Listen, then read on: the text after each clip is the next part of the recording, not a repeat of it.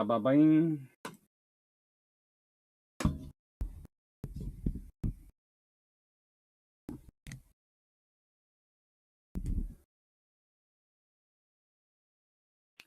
Friends, Romans, countrymen, I give you the Battle of Ecnomus. Largest battle ever fought? Question mark.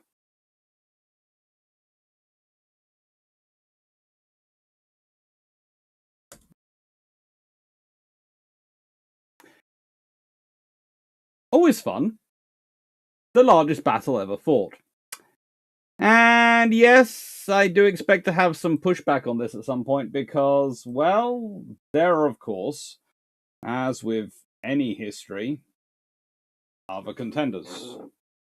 And I don't know why, but the camera appears to have moved. So, A, doing that, and B, moving just a tad that way. Hello. Right then. So, the Battle of Ecnomus. Now, it's always slightly strange because currently I'm trying it again in the configuration where I have it on that screen, questions there, and the notes I'm reading from there, so I'm not looking across the screen to get my notes. But it's kind of weird because now there's constantly movement over there and my eyes are trained to be drawn to movement, so this could get interesting. Hello everyone, hope you're well. Now, I am currently deciding between drinking water or iron brew because, well, I had my teeth done yesterday. So, woohoo, round 2 of the root canal done, and I think I'm going to treat myself to a little bit of iron brew, but expect the water to come out at some point.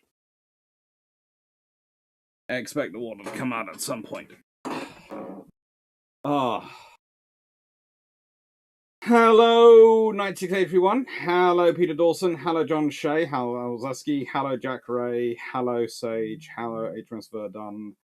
Hello, DG40. Hello, Consigrandus. Hello, 9631. I think that. Well, Tasha 2 Vashal. Hello, Johannes Voss. Hello, Glenn Stewart. Hello. Hello, Greg Salsky. Hello, New IQB 4472. Hello, Bob Fry. Hello, Calvin Gesbeck. Hello, Jack Ray. Thank you very much for the very kind thing you've done today. Hello, Melanie6040. Hello, Mathemagics. And hello, 9681. Right then. So, Battle of Cape Ecnomus. How do I describe this battle? Well, for starters, I have a trusty copy of this to help me with describing this battle. This is Polybus, my copy. Well, the most recent copy I have.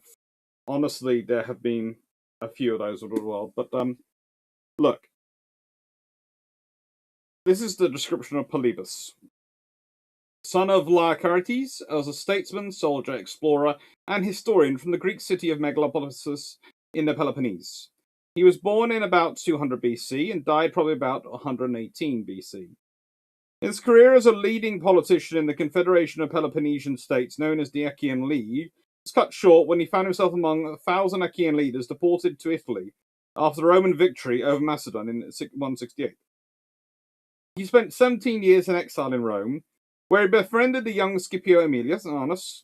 He was with Scipio at the destruction of Carthage in 146, a year in which the Achaean League also met with destruction at the hands of Rome.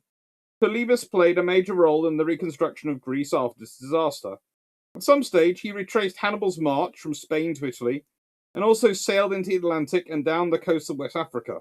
He wrote works, no longer existent, on tactics, on Rome's war against Numatia in Spain, on the equatorial region, and on the Great Achaeans as statesman at Philippium. But his main literary enterprise was the Histories, a study in 40 books of Rome's rise to world power and her method of rule in the years 220 to 146 BC. Only the first 5 books survive in full, but there are extensive excerpts from many of the others, including Book 12, Analysis of How to Write History and How Not to Write It, and Book 6, A Study of the Roman Constitution. Now, this particular version comes from Robin Waterfield and Brian McGing's translation, and it's the Oxford World's Classic version. It's the one I tend to refer to these days when I'm referring to Polybus. If you want to study the ancient world, there is an advantage in having a text which has been written in it. But it's when you realize that this is one of the texts which hangs around, which is actually older than the New Testament sections of the Bible, that's when people start to look at you slightly funny. So this is a very, very old history. It's a very good example of how to write a history, a discussion of what a historian is, code of practice for a historian, and honestly, people like to tell me that, Boris Johnson and other leaders nowadays model themselves on Churchill. Well, this is the guy who Churchill, to an extent, modeled himself on. A historian, a statesman, an explorer. Polybus, the Histories, Oxford World Classics Edition. If it costs you more than £10, you are probably buying some sort of really fancy version. But this is a really good version of it. I have got a version which includes the Latin as well as the English translations. I don't tend to use that with students. Because you have to remember the Latin itself is a translation, because originally he wrote it in ancient Greek. So actually what you want is an ancient Greek to English translation to have a more accurate phraseology, and that's what this is. And yes, we are Romans now. So, before we start, and I can't believe I'm still having to say this, but yes, Rome did exist. It did. I don't know why it's still going around the internet. I have no idea who's decided to start this one off, but Rome existed. And the main reason we can tell that is because you can go to Rome, and you can actually see the parts that it existed. Now, there is a good argument to make about Roman culture being an adaptation of Greco culture, or in fact, suggesting that perhaps Roman culture is part of a pantheon of Mediterranean cultures, which mainly come from the Polynesian, Peloponnesian sort of region, who seem to have provided most of the foundations of the seafaring parts of it. You can make that case, and also considering the interconnection of the Mediterranean world, you can certainly suggest that Roman culture and the culture in there is, as much as it's distinct from each other in the various the various city-states, etc., which grow up, etc., there is also a heavy segment of other stuff in that they are also interconnected. You can make all those cases. Sorry, Rome did exist, though.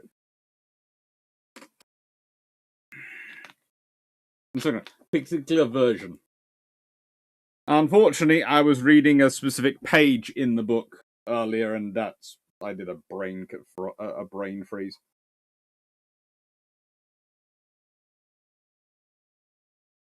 So, this is the translation by Robert Waterfield.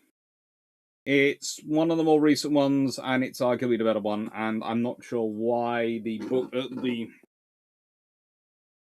seems to me that basically the sunlight coming from there is not making it good for it to show up, but there you go. That's what it looks like. And if I hide it up here, you get the best sense of the book from up here. And if I give you an example of how Polybus reads, right? If earlier historians have failed to eulogize history itself, it would, I suppose, be up to me to begin by encouraging everyone to occupy himself in an open-minded way with works like this one, on the grounds that there is no better corrective of human behaviour than knowledge of past events. But in fact, it is hardly an exaggeration to say that all of my predecessors, not just a few, have made this central to their work, not just a side issue. By claiming not only that there is no more authentic way to prepare and train oneself for political life than by studying history, but also there is no more comprehensible and comprehensive teacher of the ability to endure with courage the vicissitudes of fortune than a record of others' catastrophes. Obviously, then, the general principle that no one should feel obliged to repeat what has often been well said before is particularly pertinent in my case. For the extraordinary nature of events I decided to write about is in itself enough to interest everyone, young or old, in my work and make them want to read it. After all, is there anyone on earth who is so narrow-minded or uninquisitive that he would fail to want to know how and thanks to what kind of political system almost the entire known world was conquered and brought under a single empire, the Empire of the Romans, in less than 53 years? An unprecedented event. Or again, is there anyone who is so passionately attached to some other marvel or matter that he could consider it more important than knowing about this?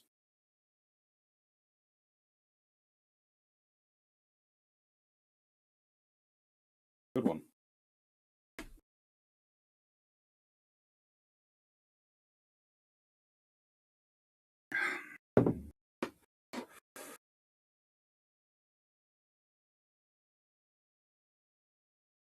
I'd also like to add that Carthage also existed. So again, some people keep trying to suggest Carthage didn't exist. Again, no, it did. It did.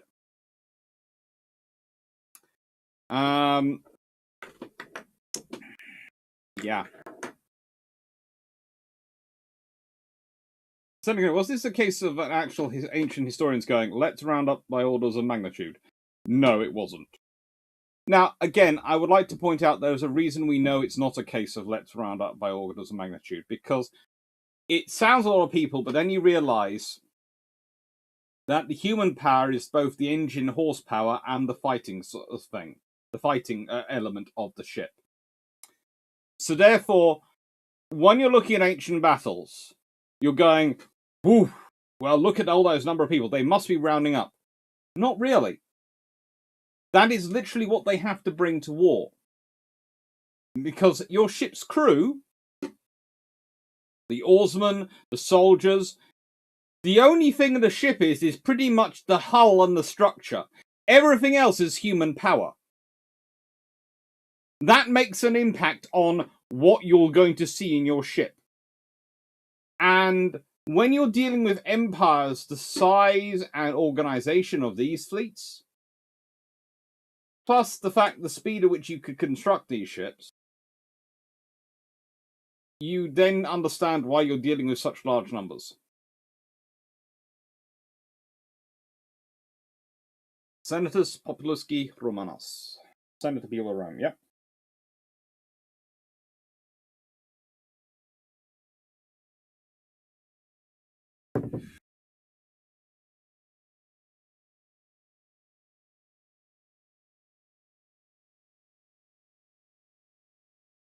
Right then. So, nice hearing. Can we call this Jutland of the ancient world? Not really, but I'll be getting into that. I will be getting into that because we've got a few things to see on it first. Right then, let's see the update for the trip to Canada and what all the money currently coming from the YouTube channel, super chats, super thanks, patron, everything is going towards. Details. I think Drax planning on actually now has extended because he's decided that he didn't want me to have extra days in Canada without him, so he's going to be in there till the 12th. So yeah, I still get out there for the day before him, but at the moment, we have all sorts of plans. But one thing we are looking for recommendation of, and I have been wondering if people would would sort of be interested in, is if there's a recommendation, because I like to visit steam railways, and if there's a steam railroad that's nearby Hamilton that you think is worthwhile visiting, I will drag Drac and Dan to there, and we'll do some videoing of it. Mainly because I like steam trains. We're going to see, has Biltron's been recorded yet? No, but we might be recording something tomorrow, in which case that'll go up on Saturday. If we're all awake at the right time. Right then. So, let's get into the largest battle contenders. Largest number of ships involved ships. Salamis takes place in September 480 BC. And yeah, when we say largest number of ships involved, Salamis apparently has between the estimate runs to 1,271 ships involved. It can go down because it could be a mere 971 ships involved. But you must remember, most of these ships only had crews of 200. So we're only talking 200,000 people, most of them Persians versus Greeks. Now, largest number of combatants involved. Cape Ecnomus has the joy of that, where the Roman fleet numbers roughly 140,000, and the Carthaginians is roughly 150,000.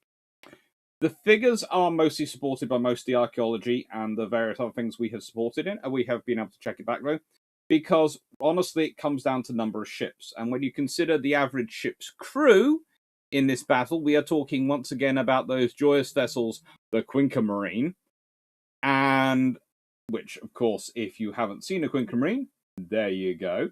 And this one comes with Corvus on the front, which is appropriate for this video.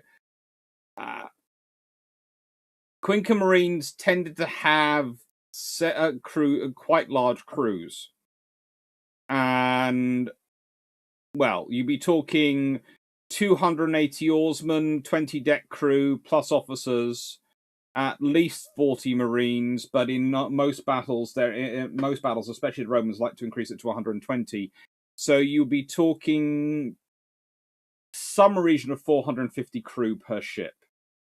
And therefore, when you consider the Romans brought 330 ships, the Carthaginians brought 350 ships, you're probably not that far off in terms of numbers. Another contender for the largest battle number of ships, Yemen. Now, Yemen took place on the 19th of March, 1279, and it is a battle in the between the Mongol-led Yuan dynasty's conquest of the Southern Song dynasty. And it takes place in China. 1,000 Song dynasty ships were destroyed by the Yuan dynasty fleet near Yemen in Guangdong in China. One of the interesting things is we have an actual date for the battle, but it does seem to take longer than a single day. In fact, there are some interesting things about that battle, about, who has the most people involved. It's known to have had roughly, as we went over, several thousand ships.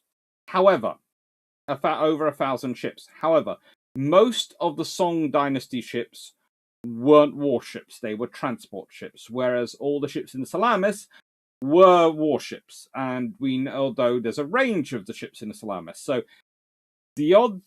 that's why there's a debate there. Now, another Chinese contender for the largest battle in terms of number of people, this is Ecnomus's fight, is the Battle of Lake Piang. Now, the Battle of Lake Piang is interesting in that it takes place between the 30th of August and the 4th of October. So, it lasts over a month. And the thing is, again, Cape Ecnomus lasts pretty much a day. So, that's again where you get the issue. And there's the fact is that quite a lot of the sort of people in one of the battle in Lake Piang seem to be soldiers who are ashore. However, theoretically, you have 850,000 people involved in that battle. Okay? Then, of course, you have the Battle of Jutland, which is the largest total displacement of ships involved. However, there is also then the largest aircraft carrier, which is the Philippine Sea, which is the only one which doesn't have a contender.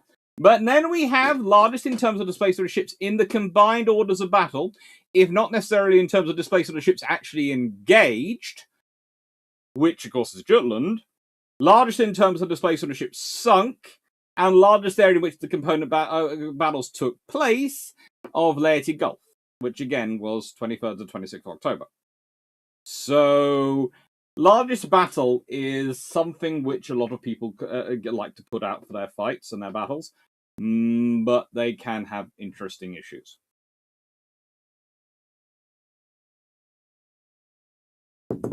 So, no, we can't technically call this the Jutland of the ancient world because this doesn't fit Jutland's description. But honestly, there is no similar battle really in the modern world which we've had, which has had this many people involved at the fleet at sea.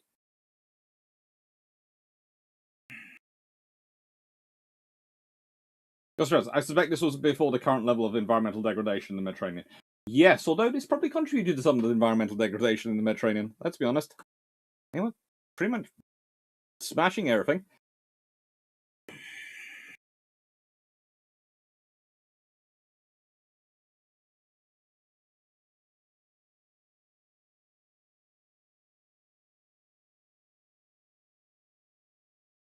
Pete Dawson. Rome's ship was an invasion fleet, hence carrying soldiers who could also board enemy ships. Yes and no. Okay? Because the Romans did have an invasion fleet as part of the fleet, but the soldiers who were transferred onto the ships were from picked legions. Most of the legions were on actual other ships which were being towed and had their tow lines cut before the battle so that the Quinca Marines could go fight the battle. And then after the battle, the Quinca Marines went and collected the sailing ships which weren't able to make much headway and commenced towing them again.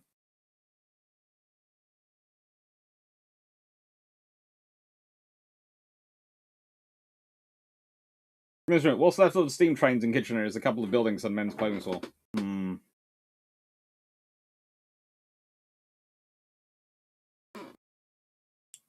Yeah, Jutland didn't have anywhere near the quantity of ships. No.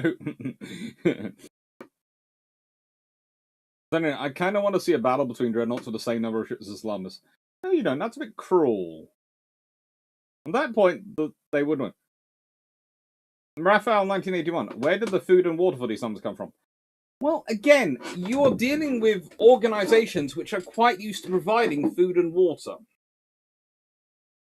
This is going to sound strange, and it's one of the things which comes up quite often. People go, it's impossible for food and water to be right. Well, the Romans build aqueducts, and aqueducts are quite common actually around this time. Most of these nations you're dealing with are, especially in the Carthaginians' case, a seafaring nation. The Carthaginians are incredibly sea-focused.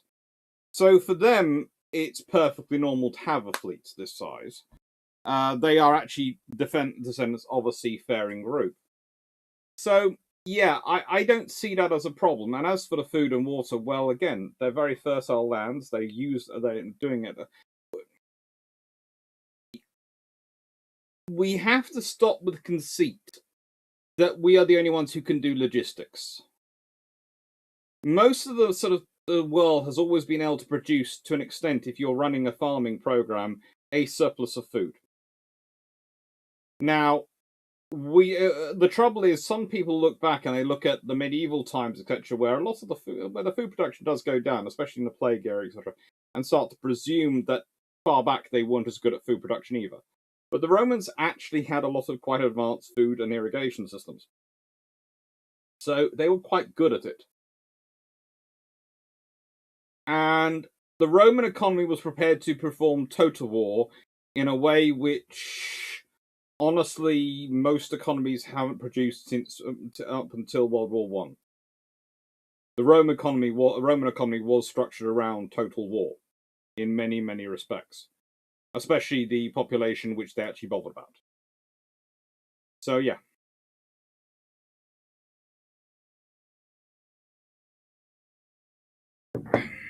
Ooh!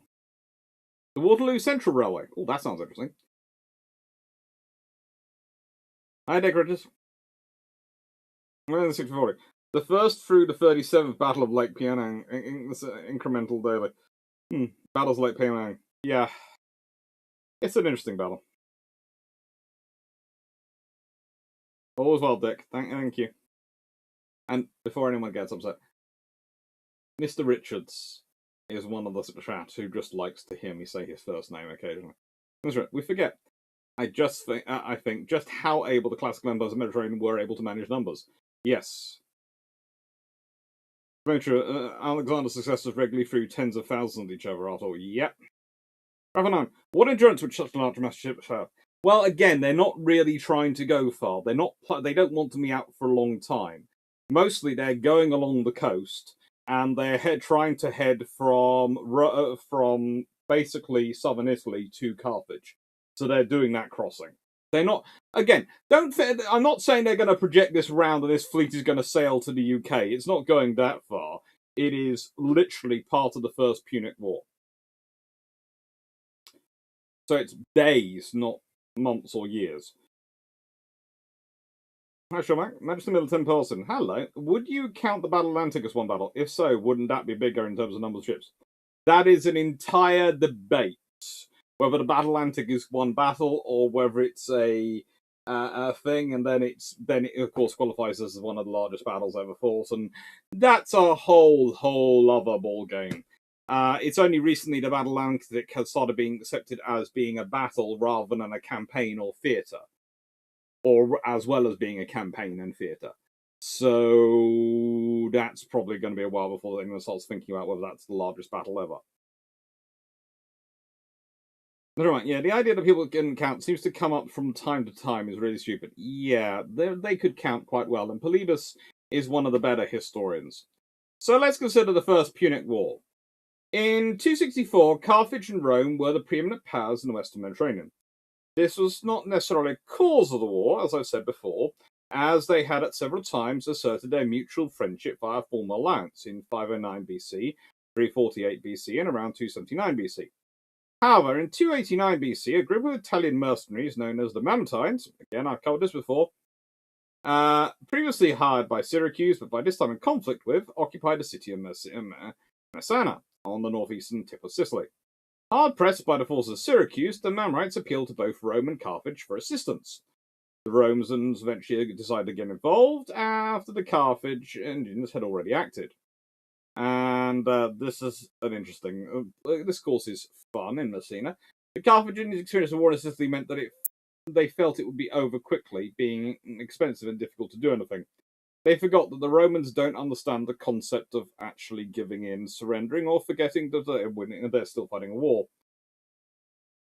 Basically, the whole point is the Romans were prepared to tolerate the Carthaginians being in Sicily as long as they were the other side of Sicily from Italy. The moment they got to that side, there was a problem. As you can see, Ecnomus is off the southern coast of Sicily, and it actually, relatively speaking, taking place in 256 BC, takes place early in the war. This is a war which goes on for 23 years, and this takes place at year 8. It's a little over the third way through. So, is it a turning point battle? No, not a turning point battle. Not in sort of ground script, this is going to decide the fate of the war. But it is still an important battle. And it's one which is worth studying and worth considering.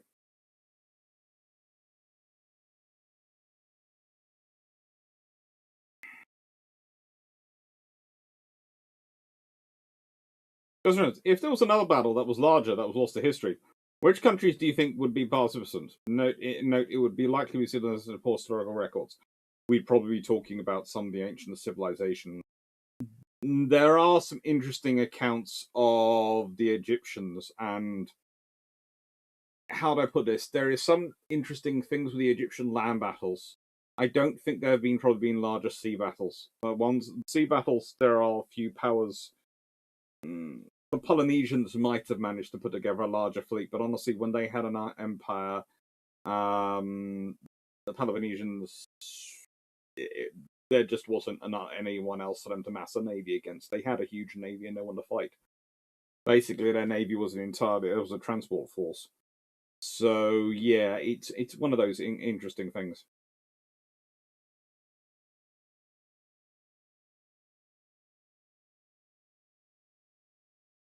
African civilizations don't tend to have naval forces.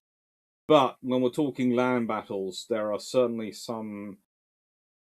Let's put it this way: there are some histories of Africa, especially.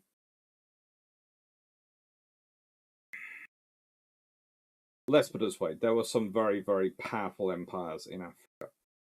There was, of course, one of the African rulers who, when he went on pilgrimage on Hajj to Mecca and Medina, managed to bankrupt Egypt, passing through it and the reason he bankrupted Egypt is because he was giving out so much gold and had so much wealth to give out on his way as he went through. He depressed the value of gold and depressed the value of silks and spices, etc. In the Egyptian economy so much it caused the country to go bankrupt.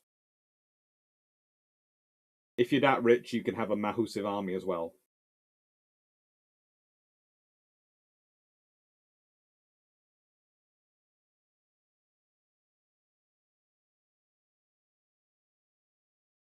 Secondly, Pyrrhus of Epirus is one of my favourite generals of the time, and the Romans just sent army after army on him. Hence the Pyrrhic victory. So, the point I've made about the ships used, and I've made this before, biremes, quinquemarines, all these ships, they are lovely looking ships, and the quinquemarine is definitely one of the more special ones. But there is a debate over how they are oared and where exactly they come in. Now, I tend to come down on the side of if there's a quinquemarine and if it's in a sort of oarsman, that it's not 5 sets of oars, because honestly, it's getting very, very complicated if you try to figure out 5 sets of oars, etc. I think it's more likely 5 oarsmen with pairs manning 2 of the sets of oars manned by a pair, and one and the other set of oars at the bottom manned by a single person. So it goes 2-2-1. I think once you get above that, you're probably dealing with pretty much a similar thing. They're banking up. Because again, that's how you're increasing the power of your ship. The primary weapon, as I've been over before on ships, is their maneuverability and is their rams. Ergo, if you want to make the ram more powerful, you need to have more power. And your more power is added by more men. Oarsmen. Yes! We will row! We will row! We will row! That's it. So that's why you get the numbers the size you're doing. And that's why Rome will invest. They're fighting a 20-year-long war. And before anyone starts going, well, you know what, in the ancient times, they were always campaign seasons. They'd fight in the summer and then they'd go home to their fields. No! Believe it or not, no, they have pretty much professional standing armies, and they fight in months other than summer quite often. Yes, there are campaigning seasons, but those campaign seasons often are dictated not by the armies going home, but by the roads are freaking impassable because of rains, or we have run out of things to throw at each other, so we're now going to quickly be gathering them. That more often than not caused peace than anything else. We've run out of stones. Just stand there and have a conversation while we go grab some more pieces of wood. Glycerin, India will be another place I'd expect to see a major battle has been recorded. Actually, Indian records are fairly decent. You're more likely to see Southeast Asia. Because again, one of the interesting things you have is that you have these huge Chinese armies. An assumption is that suddenly you cross the border into Southeast Asia and no one's thinking about having a massive army. And if I had China next door to me and they keep looking my way, well, I'm not exactly going to have a tiny army, am I? I'm going to be watching them, and necessity is the mother of all invention.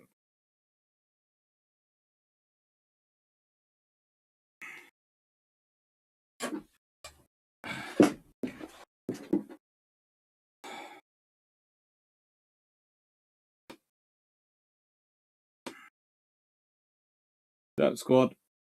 Uh-huh.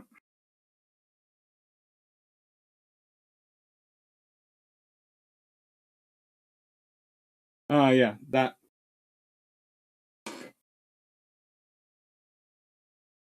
I think Mathematics, Mansa Musa, yes, it was that he was the leader. I think the center of his empire was Timbuktu, but I'm not sure why that's sticking around in my head. Honestly, I'm not the best on African civilizations, but I do tend to study them because I find interesting. But it's one of many topics I find interesting, so it's sort of down the lower end of the list because they don't tend to have navies, which tends to push things higher up my interest list. And yes, Raphael, that's good. Yeah, the main problem was they weren't haggling. That caused trouble. But also, he was giving out money to the poor. And that caused real complaints amongst some of the nobility because the poor were getting given money for free.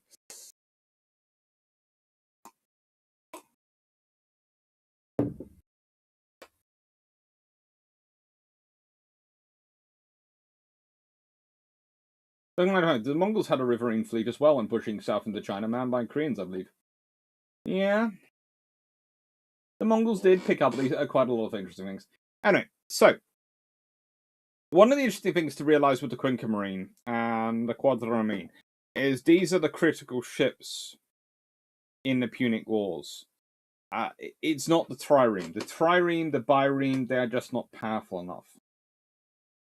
These are the things which would have been in the ages, triremes, etc. Battle of Salamis is all triremes. And they're lovely ships, but by the time you get to the Punic Wars, they are puny. They just don't have the strength and the sticking power to hang in there. Then you remember that the Romans tend to build their ships heavier, which makes them slower than the Carthaginians and slightly less maneuverable. But it also makes them stronger and more able to withstand whacking, which is problematic for the Carthaginians. Because what happens is they ram into a Roman ship, they get stuck. They make a hole, but they get stuck. And then you know what those nasty Romans do? They drop down the Corvus, come charging across, and suddenly you've got all these freaking legionnaires in the middle of your ship. And they're not polite. They're not there to offer a cup of tea or, exchange sugar. No, they're there to kill you. It's just quite rude. So, the Roman tactics were pretty nasty.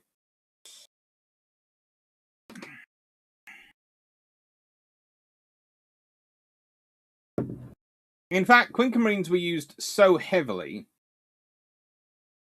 that they are pretty much, how do I put this politely?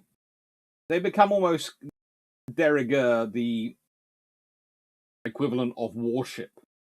In fact, when you're reading Polybus in the original version, he often uses Quinca Marine as interchangeable with warship. He's more likely to mention when something's smaller than a Quinca Marine, because that's more unusual. But it means that you're never quite sure, because sometimes he talks about the flagship, or the flag Quinca Marine, and you're going, hang on, was that a Quinca Marine, or was that a Hexamarine? But they do get bigger. There's a Hexareme, there's a Septareme, there's an Octars, an Enes, a Decres, and the various forms of Polyremes. Ptolemy IV, of course, I've discussed, has produced the Tessacortrines, which required 4,000 rowers.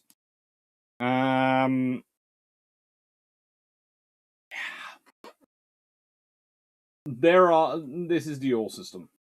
And this is what some bright sparks, especially in the Victorian era, thought a Quinca Marine would be. Because obviously that means 5 oars. Look at how fun that would be to try and row, and also how top-heavy that would be. And they often use that as the reason, and that's part of the reasons why you get this idea going around, the ancient world can't count. Actually, no, it's not the ancient world can't count. It's just that you can't understand the way the ancient world counts. The way the ancient world counts is going Quinca Marine. Well, it must be counting number of oars. No, they're counting the number of rowers. So they're each bank of rowers. How many are they having on that? And that's what they're counting.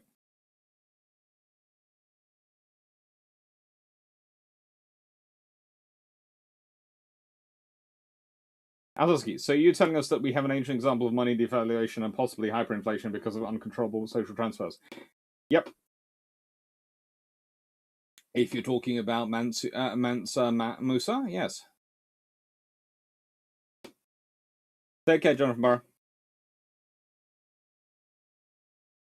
He was the Emperor of Mali. Yeah, he was taking the duties of the Hajj and the Islamic charity seriously.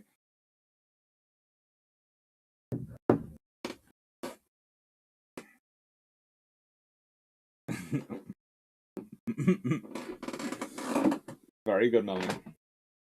So what goes wrong for Carthage? They have 20 more ships than Rome, but 30 are sunk and 64 are captured.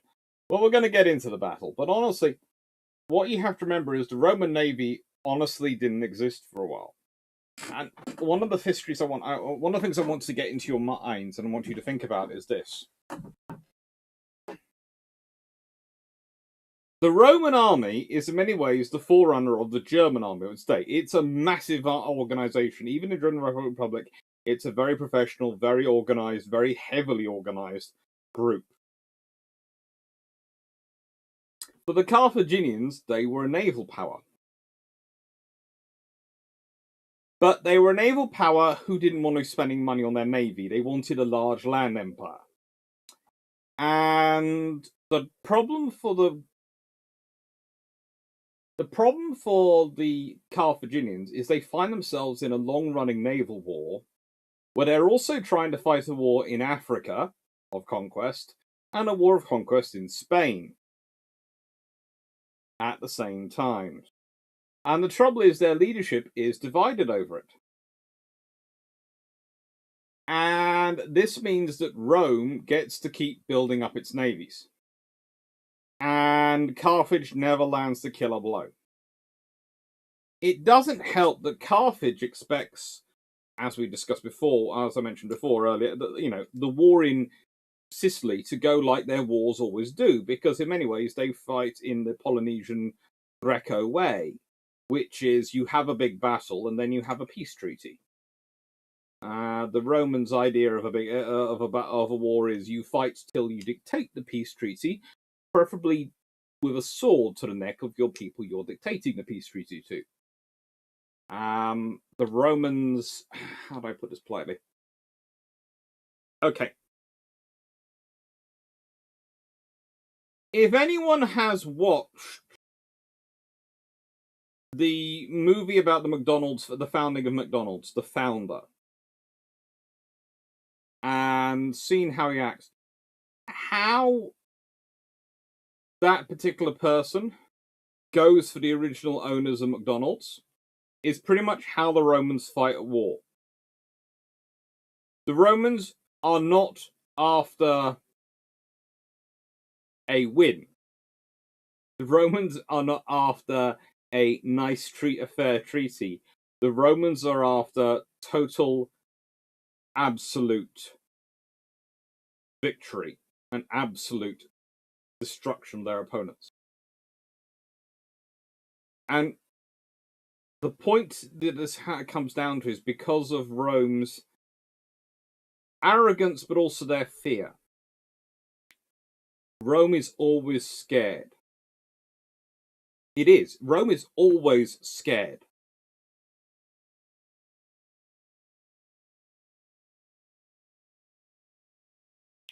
And it's hard to explain that sometimes, but this is the reality.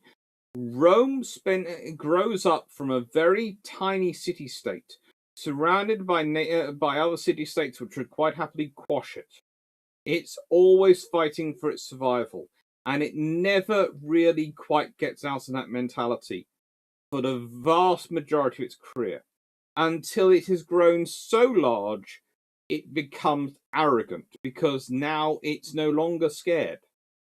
And that's when Rome stops expanding and it starts contracting and starts falling apart, because the battle becomes over not making Rome great, but over who is greatest in Rome. And that is the problem for Rome. That you can basically trace its transition from the Republic, growth of empire, to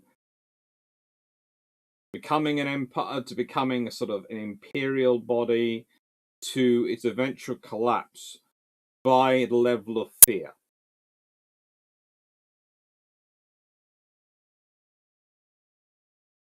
Which is always fun to think about.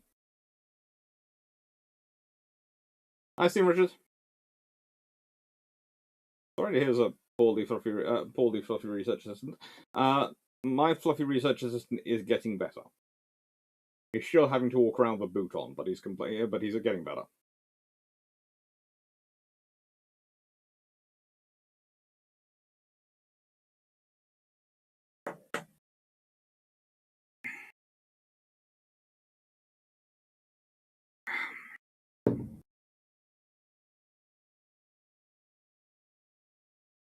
Just so he's a thing with capsize in a storm. So did Caesar use Quinca Marines on his first acquisition of Britain? There's a debate about what ships he used. I don't know if he used Quinca Marines. I'm not sure if he built them. Because remember, he builds them. And Quinca Marines are quite labour intensive, but they can build them, but it's quite labour intensive in a way. I think probably he goes with a more, especially as he doesn't have to fight a naval battle, with something more simplistic but better at transporting goods.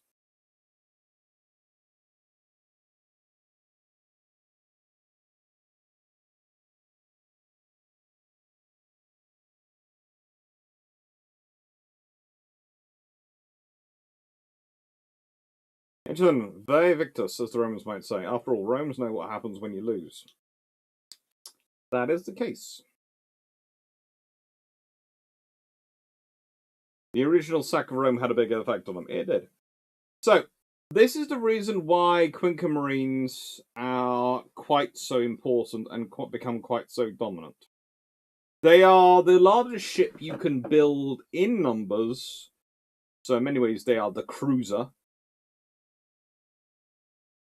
Largest ship you can build in numbers that can stand in a line of battle and can really get the most out of this ram. Now, these are designed for one thing and one thing in mind. They plow into the hull of other ships. They make a hole. But when they are pulled out, if they've got caught, they make that hole even bigger by ripping apart the hull.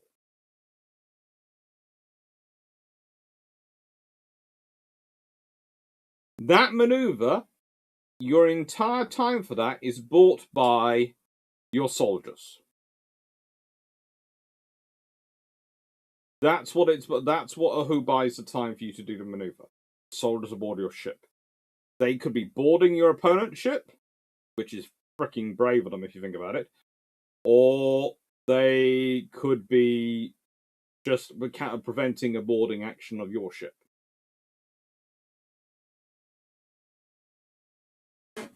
Either way, they're going to be pretty important to it.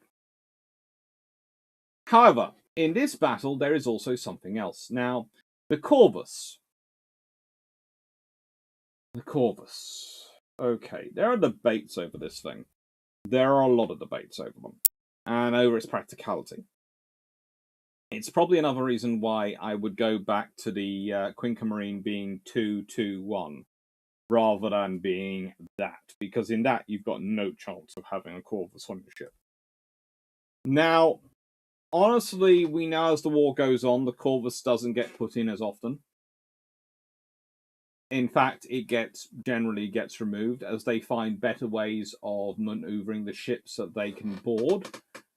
But, and I say this with a lot of love in my heart for the Romans and the Carthaginians as a history to learn from, it actually does make sense for the Romans early on. Because their strength is not their sailing ability, is not the experience of their fleet. Their strength is their infantry. Their strength is the firepower their troops can bear. Their strength is the way their soldiers fight and the way the army of the Roman Republic is actually built and is brought together. So It's described by Polybus as being a 1.2 meter wide, 10.9 meter, that's 4 foot wide and 36 foot long, with a small parapet on both sides.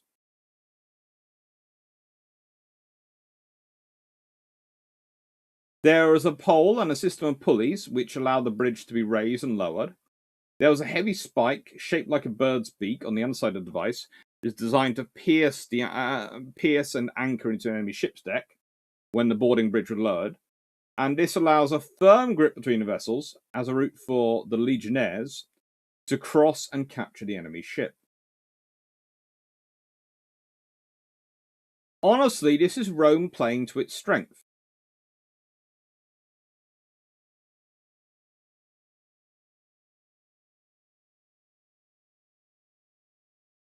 There have been debates over times of whether this could be used, and there have also been people suggesting the added weight in the bow would cause an effect on a ship.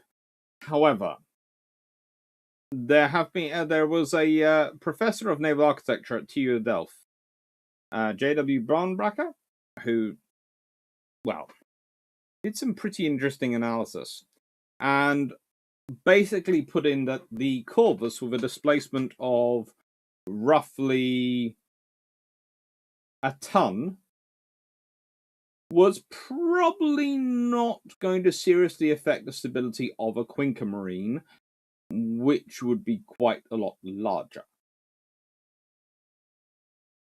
However, by the end of the First Punic War, the Romans aren't using this, and it's probably because their tactics have improved, and the fact is also, once you load the Corvus, you can't withdraw the ram. And so your ship, therefore, is no longer of use. It's attached to the opponent. So it's not that it's useful at the beginning of the war when their overwhelming strength is their infantry, but as the war goes on, it becomes more of an issue.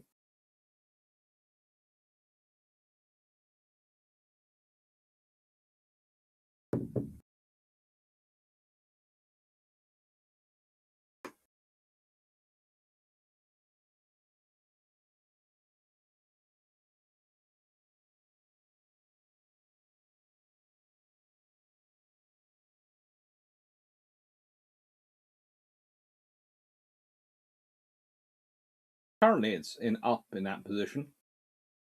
I think myself,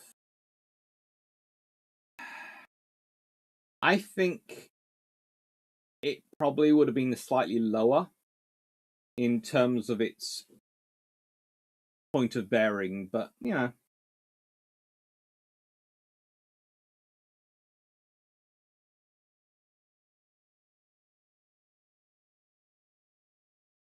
I would have thought the answer would be to reduce the RAM size.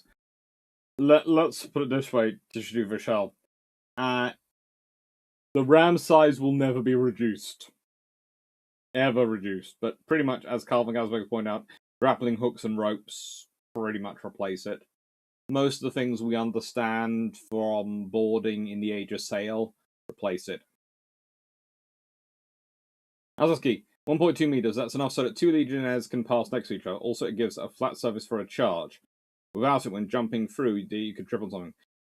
2, or possibly even 3, if you're forming what's a naval version of a testudo, where you'd have one angled like that, one like that, one like that at the front, and then it's kind of sort of 2 bunched in with theirs over, and then 2 with them on, and 2 more with them sort of long, and then they do a full naval version of a testudo in the early Republic, which I've read about in some of the books.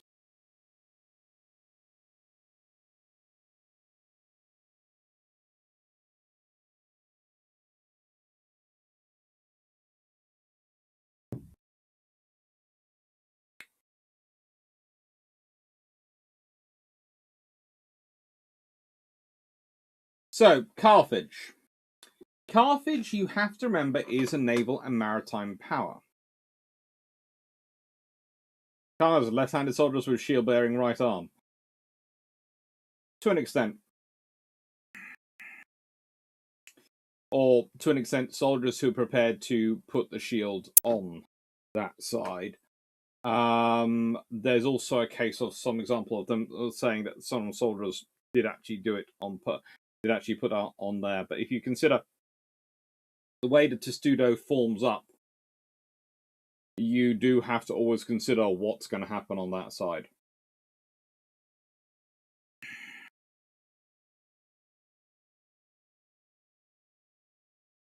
I was looking, it makes sense when you just want to pack in your ground troops who are not familiar with how to move ships on ships. Once you've dedicated naval infantry, I can imagine it's too gimmicky to use. Pretty much. Carthage. When you realise this is the map of Carthage, and when you realise that most of those ports, especially the entire lower port, is entirely built around the idea of maintaining their navy.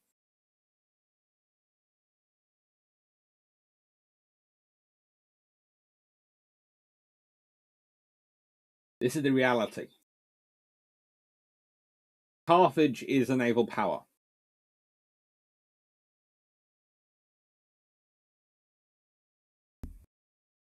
I don't think they'll lose connection or anything. I'm not sure what they are, but let's turn things down just a tad, and let's see if that makes it better. Yeah, does that make the pops better?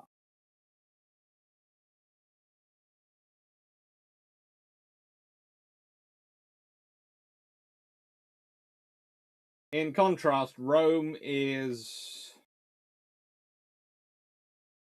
a city-state, and Rome's a kind of interesting formation because they start off with the phalanx as being their military organization.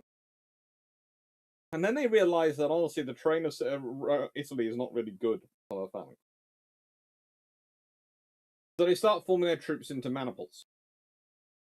And eventually you end up with, under Republic, only this is pre-reforms, pre-Marian reforms, you end up with Trianii being the ones who carry the spears. Now, the Trianii are usually from the richer, wealthier parts of the Roman society. They're also usually the most experienced troops. Hastii Velites are the less experienced younger ones. Hastii tend to be the lightest of the sort of legionnaires, whereas the Velites are spearmen. And then you have the Principes, who are sort of the middle. Honestly, you've got this three sets. Now, what's interesting is the Romans tend to, for the naval battles, seem to prefer, especially in the Carthaginian War, to use the Principes. Now, that sort of caused me an interesting thing when I was sort of thinking about it, because I was thinking, well, you're going to go for the Hastii because they're lighter. But you go for the Principes because they have experience. So they're not as light, especially at the beginning. The Principes are the ones who are chosen, which makes sense to use the Corvus because it's going to be more difficult for them because they're slightly heavier armed, slightly more, they're more veteran than the Hastii, but not as veteran as the Trianii. They're going to be slightly heavier and slightly more difficult to move. So, therefore, the Corvus makes sense. As you go on through the conflict, they start using the Hastii and the Velites more and more as the troops who form the Marines. And I think that's also another reason for Corvus being dropped, because eventually those troops don't need it as much, and also are less likely to form the big shield armored fight, and more likely to just take sword, maybe small shield, and do the fighting that way.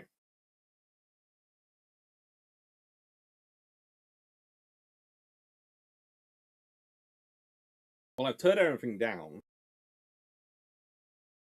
There's no loose connector as far as I can see.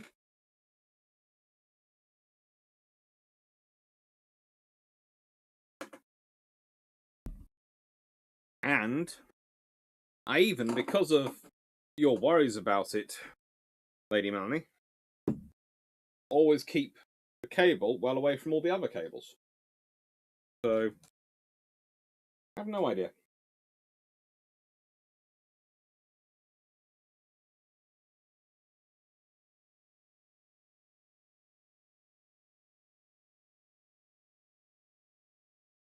Sure. Camillian reform, then Plebeian reform, then Marian reform.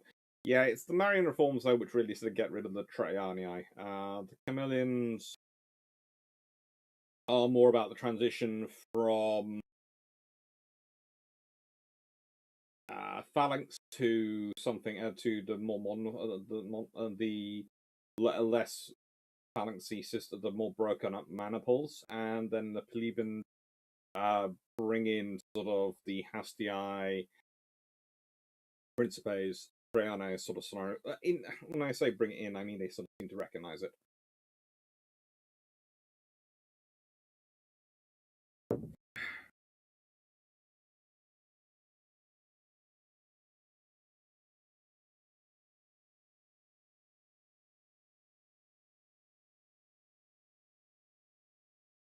It pops with high volume parts. Hmm. Mm.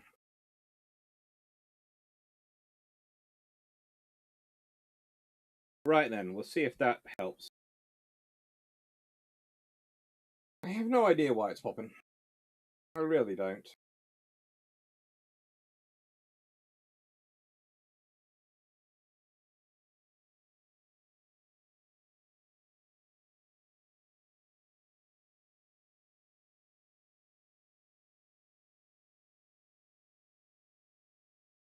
But the Romans produced pretty good troops.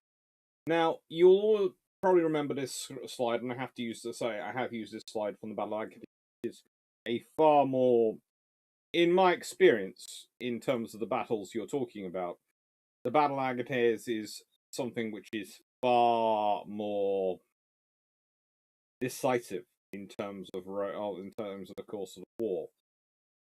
What this battle does, in many ways, is it starts to set the tone for the war. In that the Romans start to win things and start to think about winning things, winning those battles. This battle is important because they managed to use such a large fleet.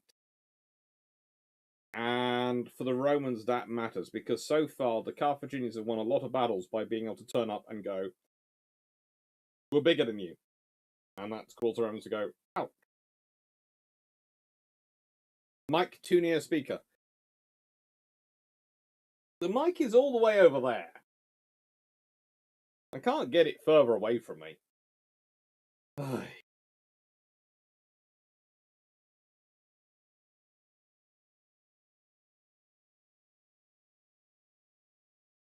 In boarding action, would you ram the ship's bow or stern? You'd try and... The old thing was apparently you tried to aim for the mast. So that's usually in roughly the centre of the ship, just a bit forward often of the centre of the ship. So that's where you'd be aiming for. And I think that's a far better illustration of what a corvus might have looked like.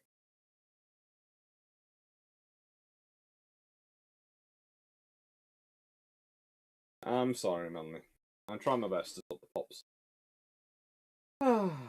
We'll work it out. We'll work it out. Anyway.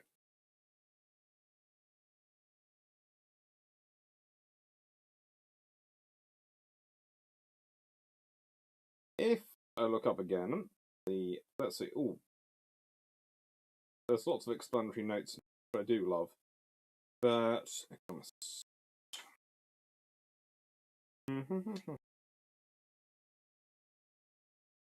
good.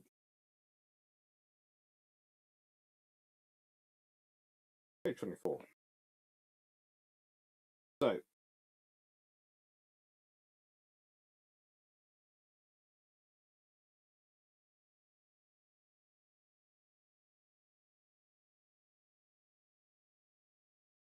Following year, while the Roman consul Gaius Atilius Regulus was lying at anchor off Cape Tyrannus, he spotted the Carthaginian fleet sailing past him out of formation.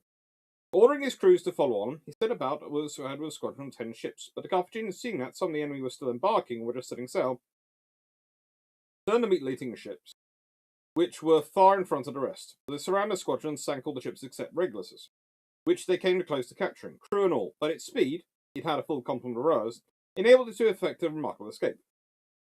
The rest of the Roman ships soon sailed up, making sure that they stayed close together and formed themselves into line. Battle was joined, and the Romans captured 10 ships, their crews, and sank a further 8, while the rest of the Carthaginian fleet retreated to Ecnomus.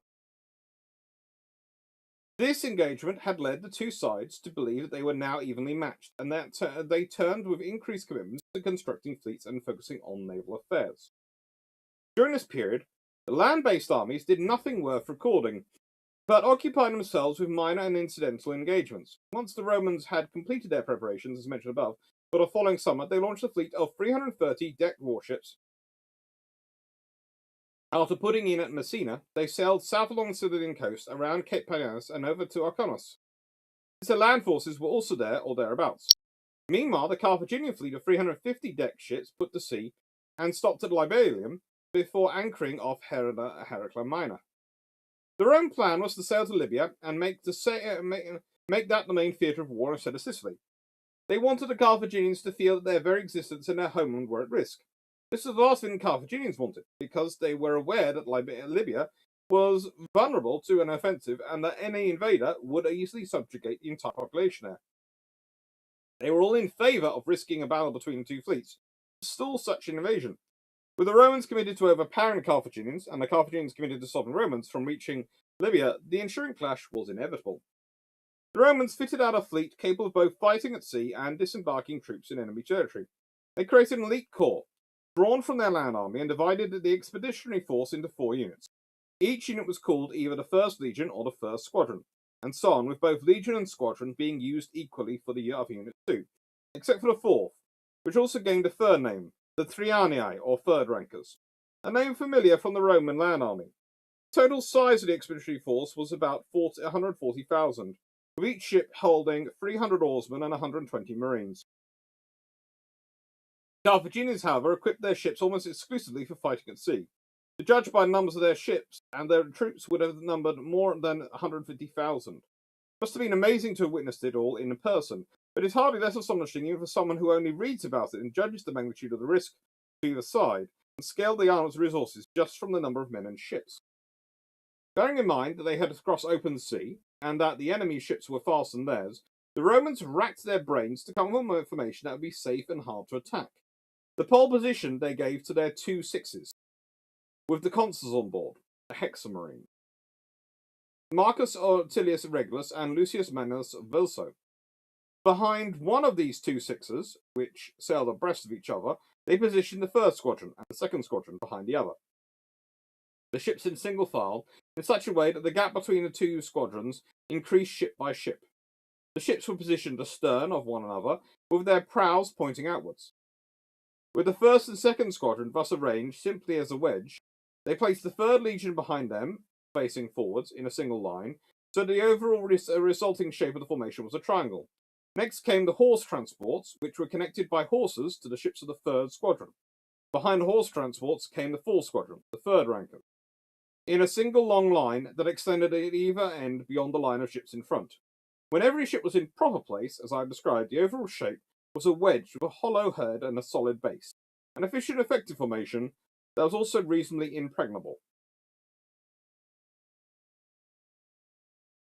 Meanwhile, the Carthaginian generals briefly addressed their troops, pointing out that if they won the battle, the war would be fought for the control of Sicily, whereas if they lost, their homeland and their families would be at stake. They then gave the order to embark, and ordered their men were quick to obey, now that they knew their options for the future. It was a mood of combined confidence and dread, then, that the Carthaginians shipped out.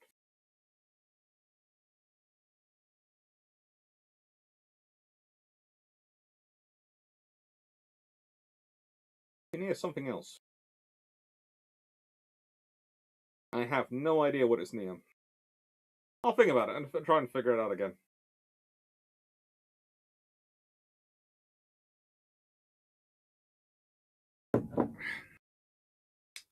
Carthaginian fleet is this sort of interesting thing. We have some idea about it, but we have some. We don't have other ideas about it. We have some sort of limited information. We presume they're Cuenca Marines much the same as the Romans. They do seem to have both focus in on that size. our main information about their fleet comes actually from the docks. So if we go back to this great big circular formation, you can consider it like an early forerunner of the Venetian arsenal. It is there to service their fleet, and it's entirely constructed for that purpose. And that's, of course, that great big circle you see there, sort of the big C. This is the size of their commitment to their naval forces. However, the outlet of the Admiralty, there were two holds of 7 meters wide. Potentially these were the larger flagships, but also potentially, and this is the very real thing I want you to think about, the Carthaginians pretty much permanently have a fleet in operation. So that means the Admiralty is for storing, in many ways, the ships which aren't in use. So they might have a case of they might have had 4 or 5 or 6 of those larger ships, but they usually have 2 of them out of the water in maintenance, or being maintained in the Admiralty. And again with the other ships. So this is something you have to consider. They could be using the same rules of operation that we use. Because the Carthaginians certainly seem to consider their fleet more often like a modern navy would consider their fleet, in that you're going to have some bits in for refit and some bits available. They do tend to produce quite a lot of ships and have quite a lot of availability of ships. Now, the Carthaginian Admiralty.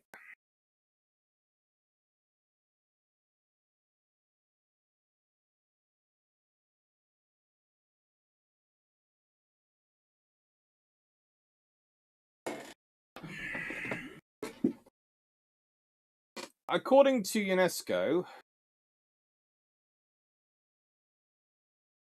the Carthaginian Admiralty, I have the actual date coming up in front of me, so I'm just checking that. Version. And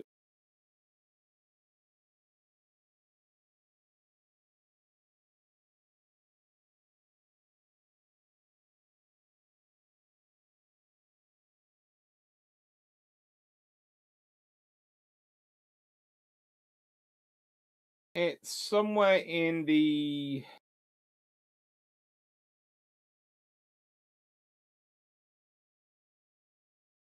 I think it's in the 4th century BC? 3rd or 4th century BC?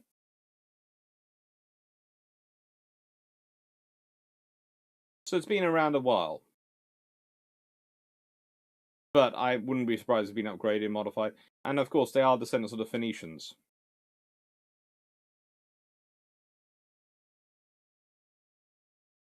If you want to know more about the Carthaginians, there is a particularly good book available. 8 Centuries of Carthaginian Civilization by Gilbert Charles Picard. It's available in English, Arabic, and Russian, and was published in 1970.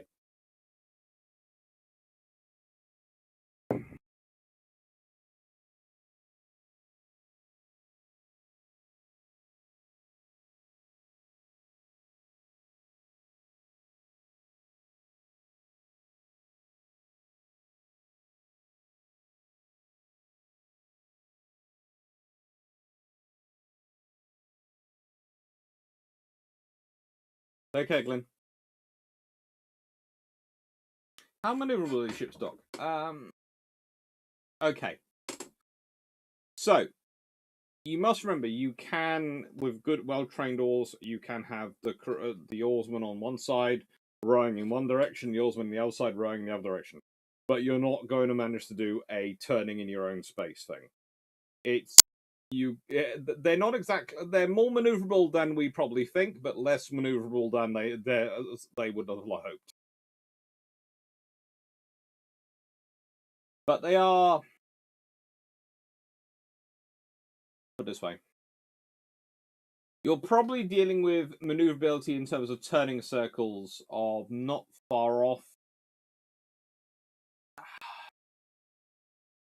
Possibly a river class? I'm mentally putting the numbers over my head, over each other in my head. So I'd go for river class would be what I'd be talking about in terms of maneuverability, in terms of their turning circle. Interesting enough, here is the leadership structure. And I'm going to go through it again, because I know I did this in Battle of Agates, but I'm doing this again now. The important people to look out for in Roman history are consuls. Whether given the title of proconsul or consul, they are pretty much the gods in terms of the Roman hierarchy, and they have full powers, both civil and military. They combine those statuses, those roles. This gives them a lot of power. In contrast, the Carthaginian forces tend to be led by generals, who are very powerful in terms of their military capabilities, but don't have the civilian power.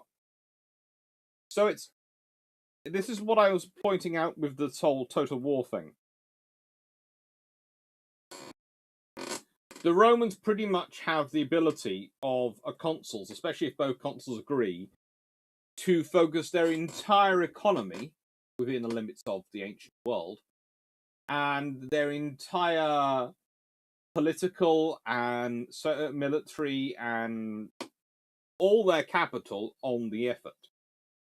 So they can wage a form of total war for the ancient world, which you can't do as well. Because here's the thing. Consuls are going to be devoted in, which means they're going to be politically very powerful. They're going to have to buy, or canvass for, or cajole, or earn through great deeds a lot of votes from their Senate colleagues. Which means they basically they tend to represent two big parties in the Senate, whichever groupings they are. So if both of them agree, there isn't really going to be an opposition in the Senate. The Senate is going to vote through probably whatever supplies they need. So, whereas a general in Carthage has to, and this is of course hamstrings Hannibal quite often, he has to write home to Carthage and then they debate and the Senate decides what they're going to do and all these things. The consuls don't. The consuls write back to the Senate and go, we'd like more money, we have to kill more of the enemy. The Senate tends to go, well, we are of course not keen on spending more money and we'd like to encourage you to seek a peace on Roman terms, but here is the money. So there is a difference here. Is this a history of the Roman kings? I'm not sure, but it does seem to reflect the Roman experience of being almost conquered a few times, that they've decided that they need this kind of arrangement. They need the power in the center, but they balance it by having two of them. They also have an office there which they do occasionally use in the War of Carthage, especially in the Second Carthaginian War more than the first, the role of the dictator. And dictator is basically it's a status which you are giving someone for a fixed term. But basically you're saying, we're giving you the power of pretty much both consuls. And you're going to have the power to decide whatever needs to be done when you need to do it. The censors are also important. 2 are elected per year. They do 18 months of service. They are in charge of taking the census and supervision of public morality. So basically, they're the ones that to check whether dictators, consuls, etc. do things which they're not supposed to.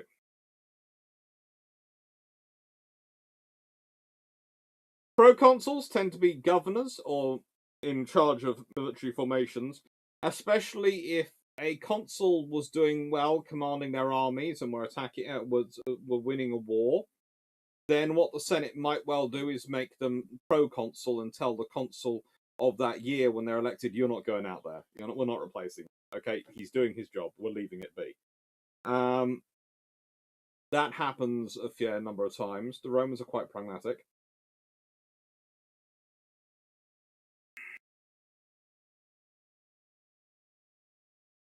So theoretically, the Carthaginians, their generals are in post longer, so they are more experienced and tend to have the better understanding of war.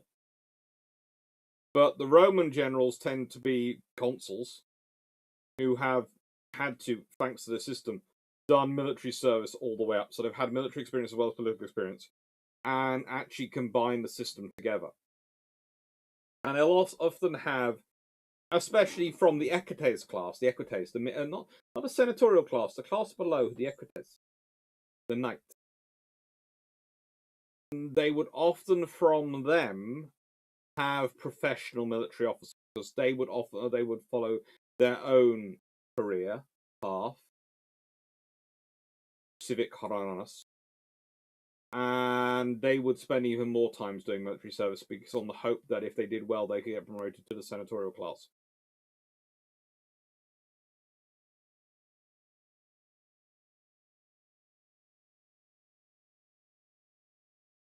Agricola.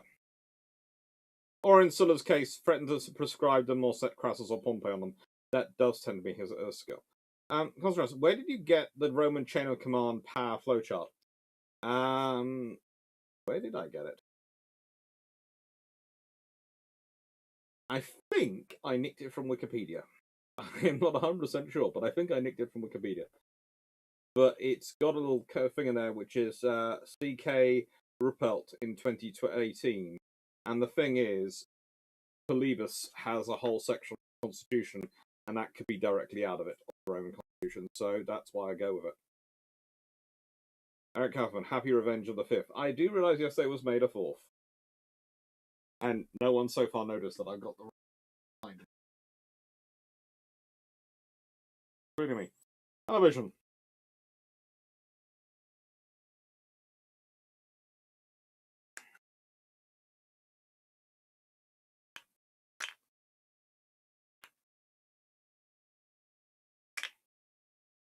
That. There's 5. That.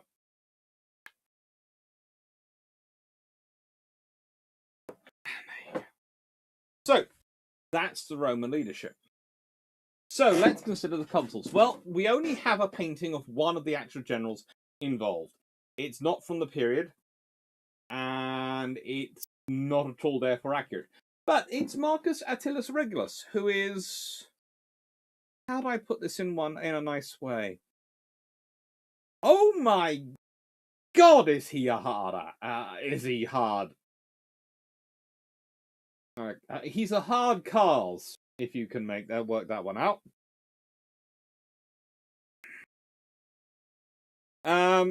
He first became consul in 267 BC, and he fought the Messapians.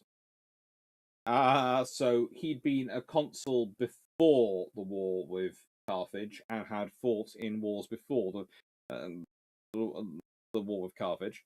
And he'd, of course, served his military experience. He'd gone through the entirety of this.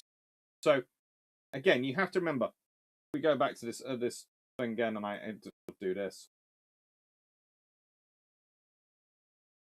If you're looking at those sort of ranks, most people who are consul are roughly 40 years old. They have to be, or there's a 42 years old. They will have been either a military tribune, more than likely. They could have been a tribune of the plebs. They could have been a procaster. They will have had to be either a curule aedile or a plebeian aedile. They will have had to have been a praetor.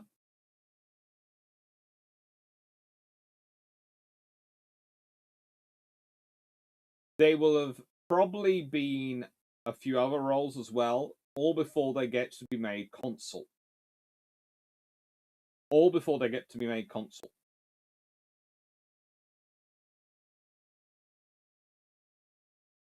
So they've had a fair amount of experience. And if you start off this one, it's 10 years service with a legion. So they've already had to do 10 years service. They will have, if they've done he's done the Caester, and the Procaester route, he could, well, he's done 12 years service, then Ideal, another year's service. Praetor, another year's service. So that's up to 14 years. Propator, 15 years. Consul, well, he's got at least 15 years of service, of serving in a duty, before he reaches 42, when he's allowed to go for consul. So he's experienced. Don't think, just because the Romans didn't spend their whole time in one thing, don't think they were inexperienced. Declan, Regulus. Got around you can recruit him for the DA mod for Total War 2. He's a fairly decent general. That wouldn't surprise me.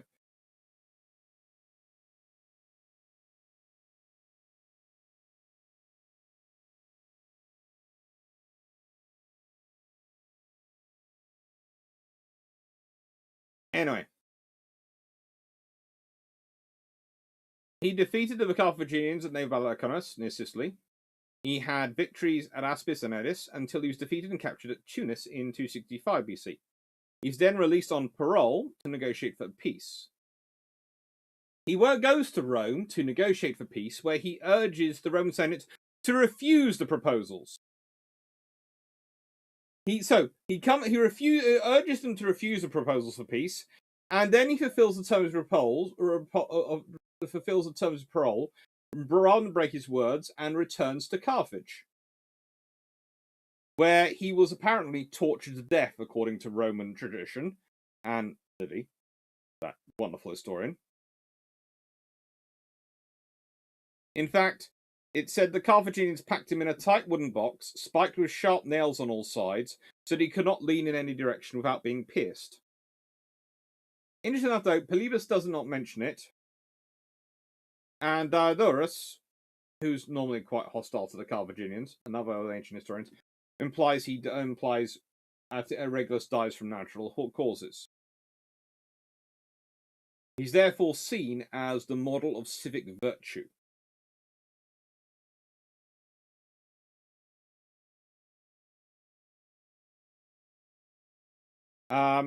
Please note, though, he did not die unavenged.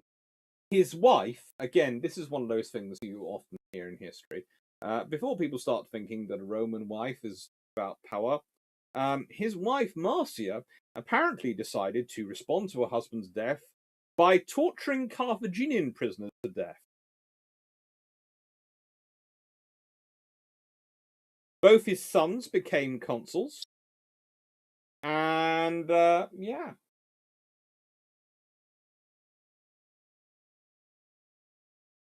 There is actually a debate now.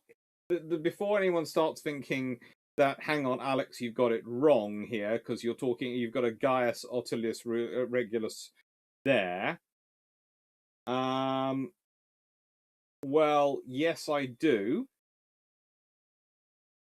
However, there is the Gaius Ottilius Regulus, who is Marcus Ottilius Regulus's brother, and there's the Gaius Ottilius Regulus, who's Marcus Ottilius Regulus's son. Just to confuse you, and both of them become consuls, and both of them do 2 terms.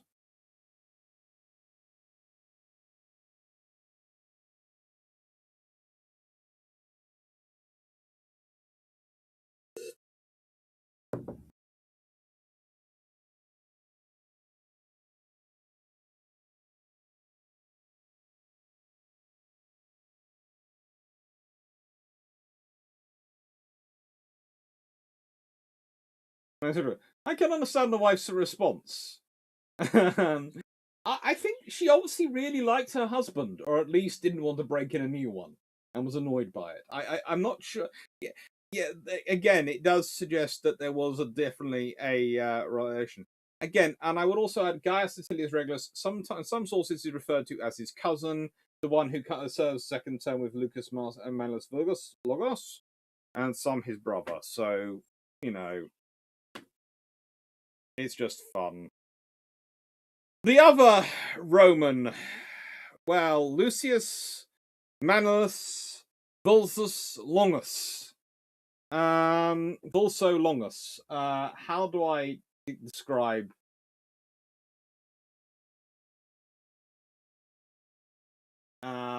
him. How do I? Let's put it this way. He ran for consul several times, succeeding only twice. On both occasions, he ended up leading military expeditions.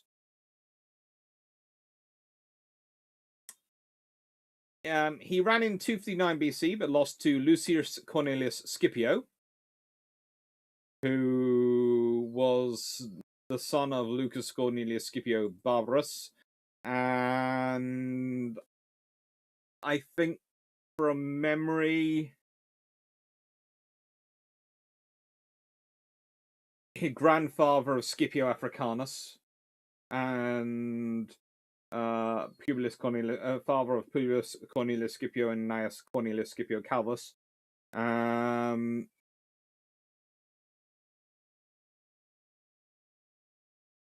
So, you know, there's quite a big family going on there. Lucius takes part in, well, he's part of this battle. He's the consul along with Regulus.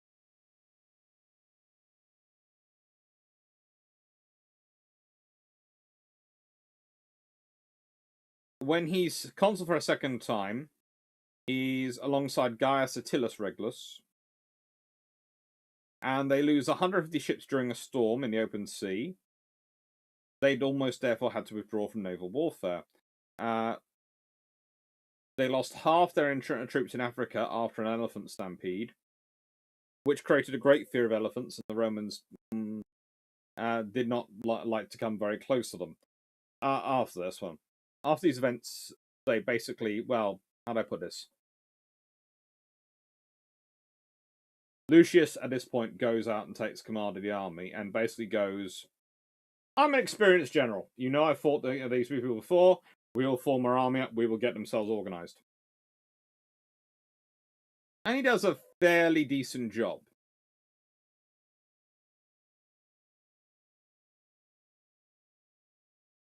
That's a fairly decent job.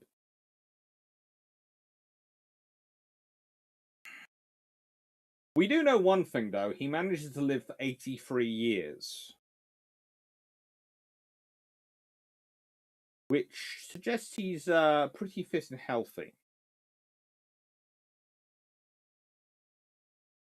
He's also what the closest the Romans get to a professional naval leader. He does seem to be especially good at recruiting sailors.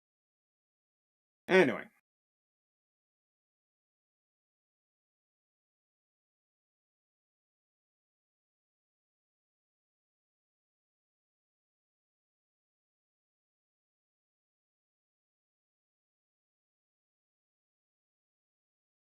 Anyway, so now we have the generals of the Carthaginians. So we have Hamilcar, whose synonym is the fortifier of Drepanum. That's great. I am Hamilcar the Conqueror. No, I am Hamilcar Barca. No, I am Hamilcar, fortifier of Drepanum. That is a general you want to follow, isn't it? He's the fortifier of Drepanum. We'll leave that to one side. He defeated Rome's allies at the Battle of Thermae. Fairly good. Killed between 4,000 and 6,000 of them. With, let's be honest, the help of surprise, thanks to some very useful, very usefully sourced military intelligence. Captured the towns of Enna and Camarina that same year with the assistance of traitors. Notice there is a theme going on here.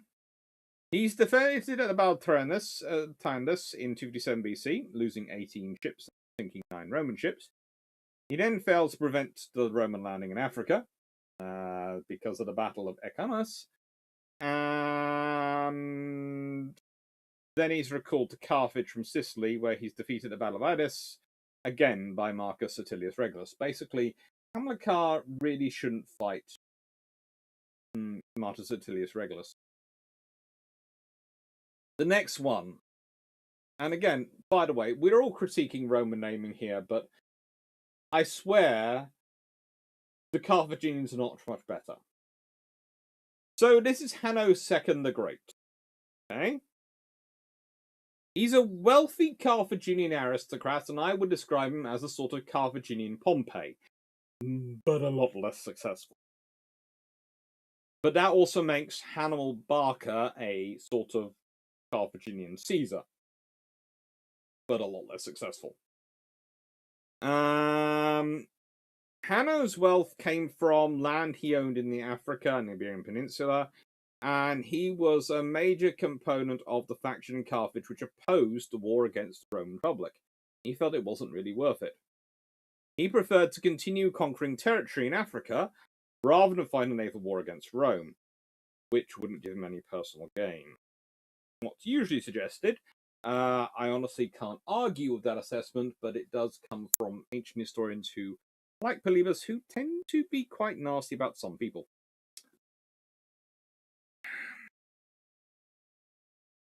He's also not exactly that really good officer. He managed to demobilize the Carthaginian navy in 244 BC. So, 12 years after this battle. And 3 years before the end of the war in 241 BC, where, of course, the Romans basically managed to rebuild their navy after the losses they suffered in 245 BC, thanks to the Carthaginians demobilizing their navy, and managed to come back and defeat the Carthaginians. So, yeah, that explains all that. He liked to refuse to pay money off to people. Basically, he and Hamilcar Barca spent the entire time fighting each other. And Hanno actually refused to pay the money that Hamilcar had promised the Berber mercenaries at one point. When the mercenaries revolted, Hanno took control of the Carthaginian army to attempt to defeat them, lost, and had to give the army back to Hamilcar. And they eventually both together managed to defeat and crush the rebels. His moniker the Great is actually due to his conquests of African enemies of Carthage rather than fighting Rome. And frankly, yeah, he just doesn't do that well.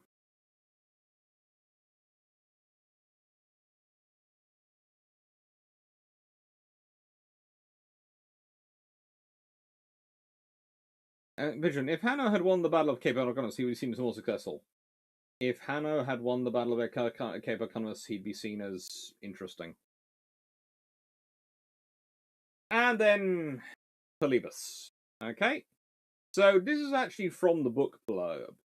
Polybus' ambitious goal was to describe how Rome conquered the Mediterranean world in less than 53 years. A great study of imperialism takes the reader back to Rome's first encounter of Carthage in 264. Well, it doesn't. Right, that wasn't Rome's first encounter with Carthage, as we covered before. But I just thought, because if you point out, go back to here, as I point out, the war starts in 264, but Rome and Carthage have actually been allies at previous points in 509 BC, 348 BC, and 279 BC. So, no, I think the Rome and Carthage have actually known about each other for a little while. Just a little while. Anyway, so that's not Polybus's account. That's the people who are writing about Polybus's account. Where some of the problems come from. And for the destruction of that renowned city in 146. Polybus himself, a leading Greek politician at the time, emphasized the importance of practical experience for writing of history, as well as the critical assessment of all evidence. He attributes Rome's success to the greatness of its constitution and the character of its people, but also allows fortune a role in designing the shape of world events. The rest of it's rather good. It's a good history.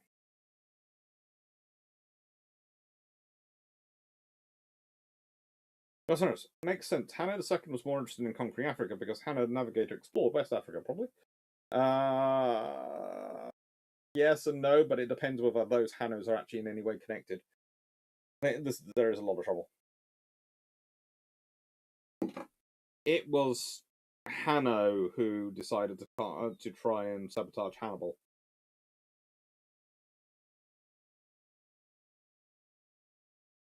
Yep, they redirected to Spain.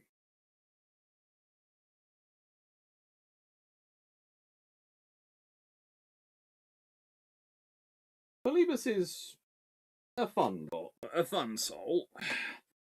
So, I've already described how the battle formation was achieved, but there you go, there's the original formation of what was happening.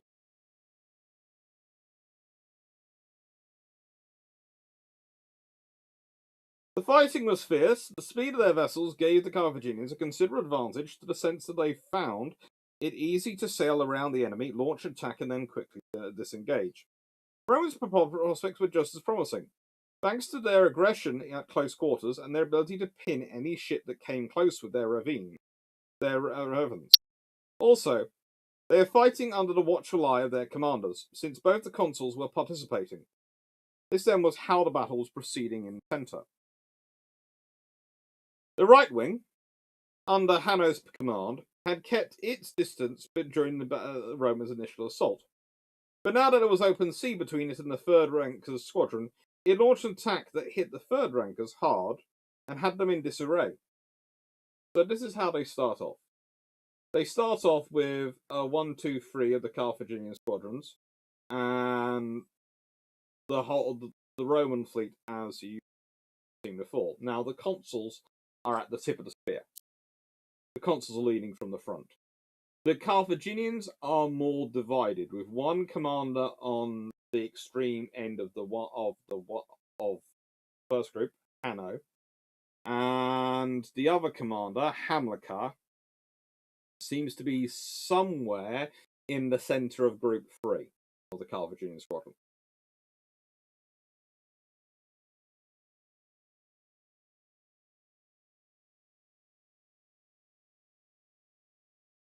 When did the Romans learn how to build proper ships from the Greeks? Weren't the trade routes with the Greek colonies in Campania more than a century old at the start of Punic Wars?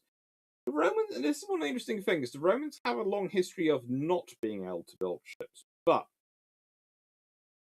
can I just say, I think that this is a lot of this is let's put it this way. I think to an extent the Romans themselves overplay how little knowledge they have on ship construction. There is the classic one, which was they learned all their ship construction from captured Carthaginian vessels.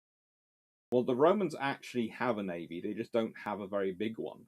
They haven't really needed one before you start to get into the Punic Wars. So I often think that the Romans' great learning, we often consider it to take description as being shipbuilding, but I'm thinking it's more about fleet operations, fleet support. I think they're okay at shipbuilding. They don't build ships as light, and they don't build ships as maneuverable as their Peloponnesian descendant counterparts, i.e. the Carthaginians. But they build them in a way which suits the Romans. So, yeah. It gets fun. Epic History TV has this battle on their YouTube channel. I'm sure they do have a good graphic. Good graphics, most things. Anyway. So, how does the battle go? Well, this is the initial first stage. As you can see, the first and second squadrons pretty much get drawn chasing the second group. Third decides to go and fight the Trianii for some reason, and first group decides to try and fight the third. This looks like, basically, you've got the Roman fleet, which is starting out slightly smaller in the first place. Remember, the Roman fleet is 330-ish ships, which means you're probably dealing with 4 squadrons of roughly 82, 83 ships. And the Carthaginian fleet is 350, which is probably 3 squadrons, each of 100 or so ships. 110 to 120 ships. Now, I would argue the odds are 1 and 3 are the heavier squadrons in terms of roughly being 120 ships. And 2 is 110. So, in case of 2, you've got 110 versus 160. No wonder they're withdrawing. But theoretically, the bigger Carthaginian squadrons should be able to take out 3 and 4.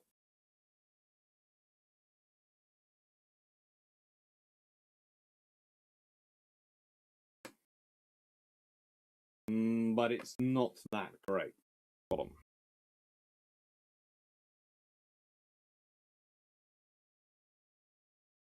The right wing, under Hanno's command, had kept its distance during Rome's initial assault, but now that there was open sea between the third ranker's squadron, it launched an attack that hit the third rankers hard and had them in disarray. Meanwhile, the Carthaginians who had been deployed on the landward side,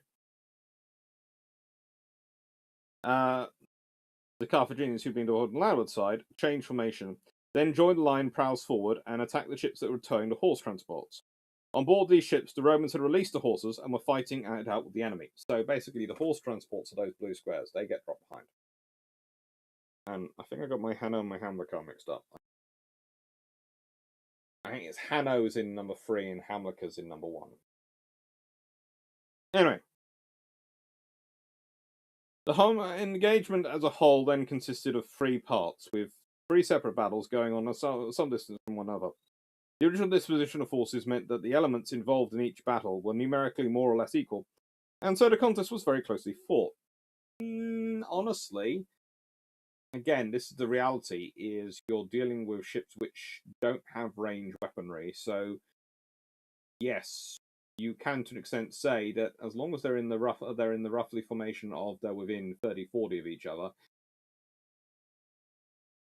defeat in detail is possible, but that requires a level of control which neither side is really developing.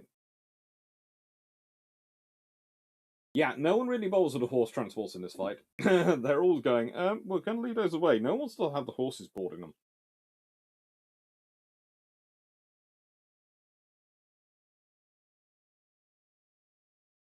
But the result in each case was much as one might expect, when all the contestants are fairly evenly matched battle. That is, those who engaged first were the first to obtain the result. When Hamilcar's squadron was finally forced back into flight, Manlius took the captured ships in tow, while Regulus sped the undamaged ships from the second squadron over to help the third rankers and the horse transports in their struggle. Yes. Well, let me show you something, and this is best illustrated with the maps. And here is the thing. So, as we understand it, the Romans are the less experienced at sea. They're less navally minded. There's Hamilcar leading 1 and Hanno leading 3. What do we expect to happen? Well, probably not this. Somehow, both 3 and 4 managed to get it so that they have the land behind them, so the Carthaginians have to focus on their front. The Trianii managed to form a sort of fairly solid grouping, holding back 3. So while they're outnumbered, they're not outnumbered by enough that the Hanno is going to break through. Hamilcar is having fun with the third group. And let's be honest again, let's go back to this. Third is theoretically, they come in on the landward side of the Romans. So somehow the Romans managed to turn them completely around. Now, this could be just through sailing through them. There are many options. But as we can clearly see here, horse transports this side, fleet that side. And the Carthaginians are... Life happens, but this is not a good position. And over here, the Carthaginians are starting to buckle. They're starting to have problems fighting Squadrons 1 and 2.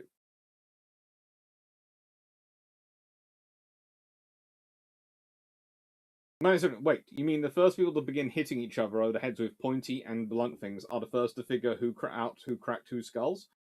Usually. It's amazingly blunt. It's a nice way of putting it, but basically the first people to crack something tend to win.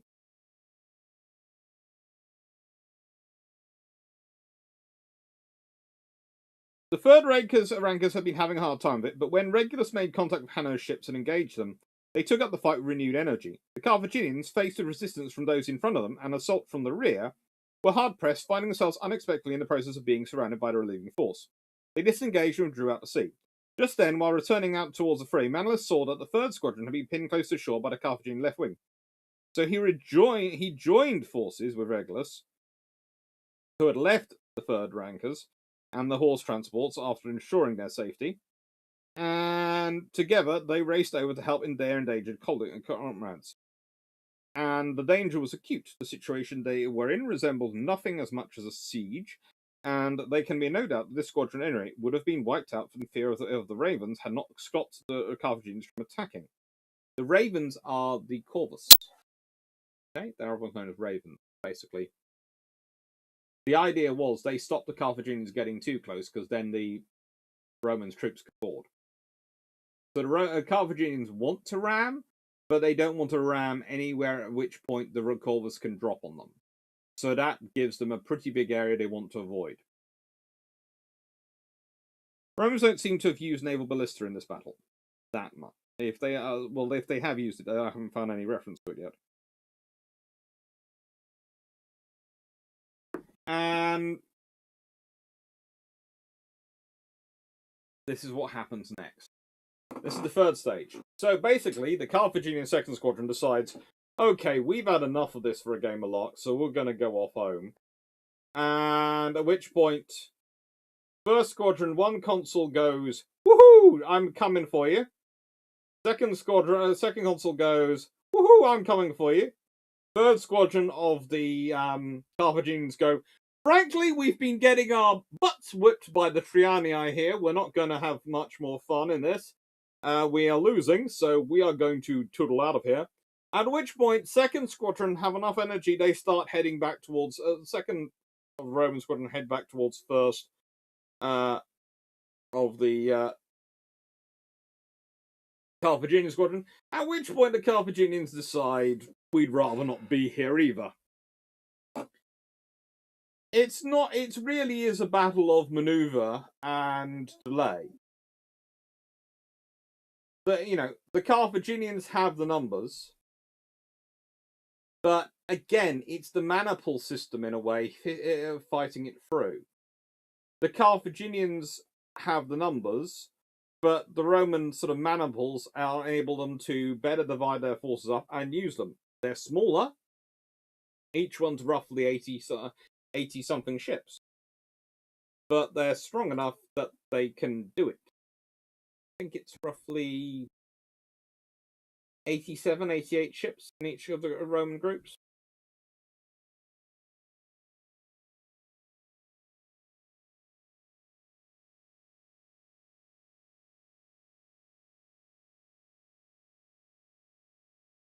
It works well for them.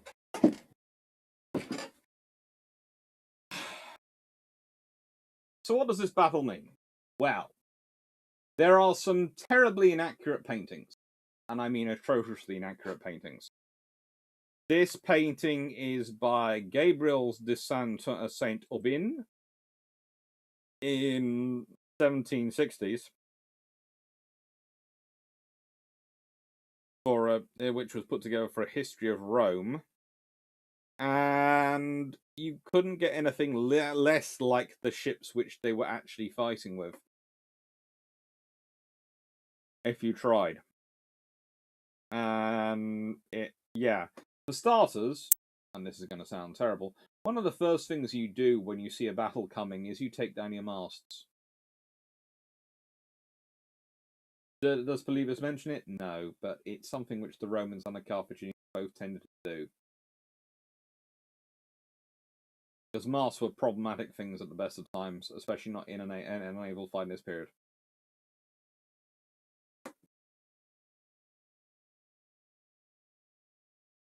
It's not like cowards. It's basically they've been defeated by someone who's actually managed to pull off superior coordination. But Nero, Hanno versus Hamilcar, Japanese Navy versus Army. To an extent, yeah, you're getting there. How do I put this politely? What you're seeing here is interior versus exterior lines of communication. The Romans managed to maintain it as interior lines of communication, and the Carthaginians trying to use the ability to go around outside, which works as long as 2 is strong enough to hold to pin down 1 and 2, and that's the problem. 1 and 3 were not decisive enough forces in strength to wipe out quickly 3 and 4. They did not have a decisive enough numerical advantage to do it, and they couldn't in order with the capabilities of the ships they had at the time. But the thing is, 1 and 2, the Roman 1 and 2 squadron had enough that they were going to win a battle of attrition with second group, with the Carthaginian second squadron, and that's why you end up having this happen, because the moment 3 manages to get to it, that they have their backs to the shore, and so they can't be sort of done that. They have to be. It has to be a fight like that. In which case, the first squadron has to fight the Roman corvus, and the moment you have it so that 4 are not getting pushed back, because again, if we go from the movements, and I know these are not 100% correct, but they're as accurate as we can from the accounts given. 4 is the least in many ways pushed back. Again, you take it to the Trianii, you don't want to take it to the Trianii in any Roman history. And I have a feeling again that this really was the Trianii. That really was where the veterans were put. In which case, that's not a squadron you want to fight in a land fight, in a soldier fight, in a boarding battle. Those are going to be experienced soldiers who are still alive. Trianii, as a rule, are usually veterans who've done 15, 20 years service in their careers. That's one of the figures I read in, I think, Men of Rome book, and which is all about the various Roman commanders. And they are not people you want to be fighting. They are really not. They have a lot to lose, but they have everything to gain, and they have a lot of experience. It's kind of like the whole idea of the Home Guard in the Second World War. You have this, thanks to Dad's army, you have this idea of them being these lovable, almost jokes, who were doing it out of patriotic duty, when in the reality is they are the vast majority of them are World War I veterans who've seen everything that they've seen in the trenches, survived, and going to be fighting on their home territory. Yeah, that's not a good group you want to fight, and it's the same with the Trianii. And this is the point. Once second squadron can no longer hold the line and have to withdraw, then the Romans, instead of being lulled into, we shall pursue second squadron for victory, no, the consuls take a step back and go, third squadron's in trouble. Okay, we'll go steal them. Fourth squadron's in trouble. We'll go fight them. So they divide, and they're going off to fight. When third squadron withdraw, then second squadron immediately go, yes, we go to assist third. There's not a case of, how do I put this? It's the exact opposite from what you would think in terms of, if we consider the reputations of professionalism, which we often associate with the ancient world, we associate a lot more professionalism with the Roman army than we do with others. But again, the Carthaginian army is just as professional in some respects. And the Seleucid army is also fairly professional and fairly proficient. The Egyptian army certainly is traditionally quite professional, quite proficient, and definitely not a ragavan whole load of people coming along. This is a Roman army maneuver. This is how the Roman army thinks. They're not going to run off the field chasing booty. They'll win it all in the end anyway once it's over. No, they'll go assist their colleagues. And this is why they win wars.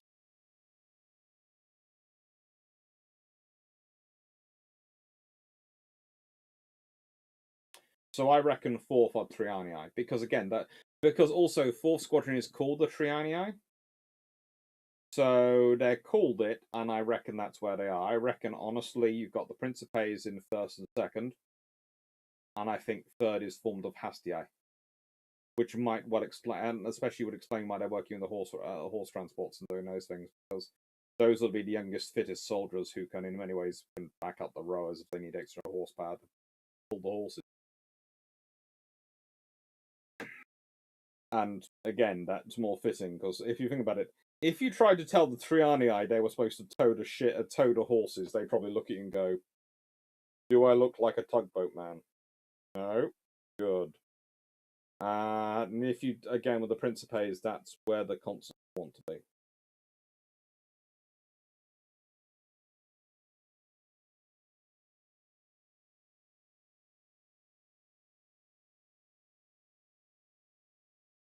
Is this the Plebis, the same one I referred to in Never Finished Get a Video Game from the 80s? Possibly.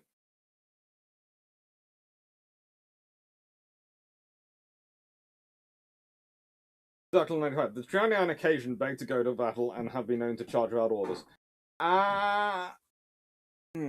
Let's put it this way: the Trianii.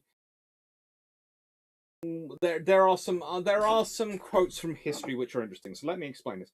The Trianii are taking it to the Trianii as the final line. They are the hardest, strongest troops.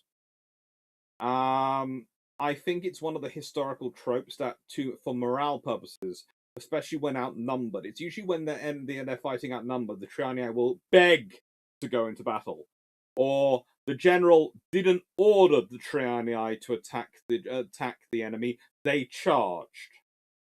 Because for the Trianii to end up in combat, that means that the enemy have managed to push back the Hastii, the Principes, swatted aside the Velites, and they are literally at the last line.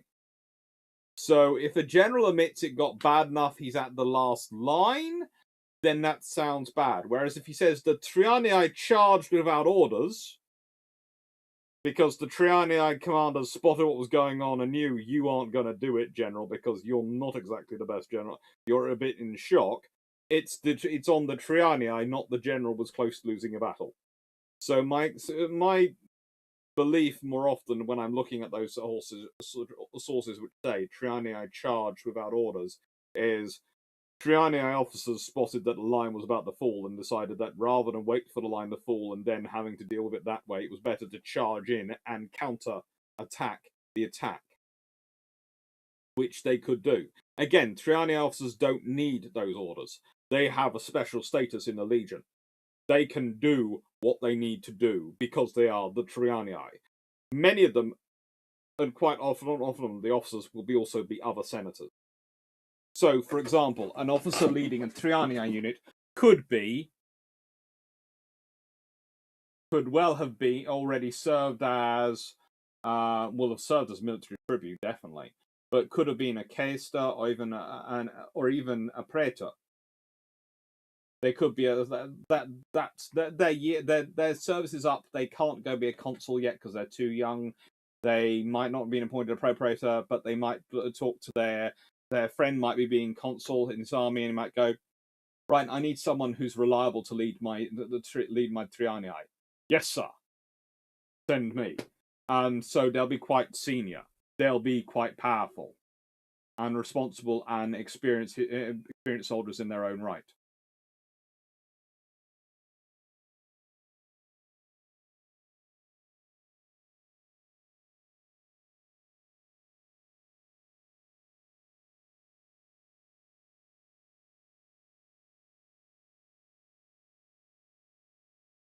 You know, it's not cool with someone who has never been seen in combat to call other people cowards. Yeah. Yeah. Golan, a thought question. If I may, why in the name of all things Hootenanny did the Carthaginians pass for the sea power if they are so comically bad in decisive battles? On land they get a pass, mercenaries. Well, because up to this point they had been all-conquering sea power, and because they do traditionally have a large investment in naval things, and because they are an inheritors of the Peloponnesian. Or Polynesia. Peloponnesian. Polynesia. So, 4th Squadron are the ones I suspect are veterans, because again, if we go back to how it's described,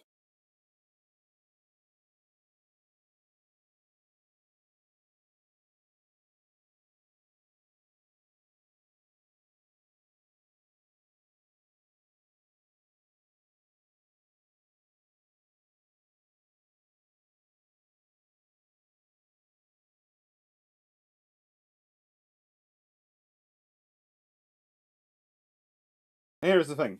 Each unit was called either the First Legion or the First Squadron, and so on, with both Legion and Squadron being used equally for other units, except for the Fourth, which also gained a third name, the Triarii, or Third Rankers, a name familiar from the Roman land army. Now, then we consider where the Fourth Squadron is. So if we go back there, the Fourth Squadron, they're at the back. Where are the Triarii usually? At the back. So yeah, I'm fairly certain that's what they're called, the Triarii. They're not the third line, which you'd expect if anything's going to be the third line who are called the Triarii, but no, it's the Fourth Squadron. For some reason, the Fourth Squadron get the name of the third line of the Roman Legion. Yeah, I'm guessing that squadron's full of Triarii, who frankly, basically, as we can see from this battle, this which is a fairly accurate description of it, and zooming on, they don't really move. It's a case of, we're here! Do you want to come to us? You can. We ain't going anywhere.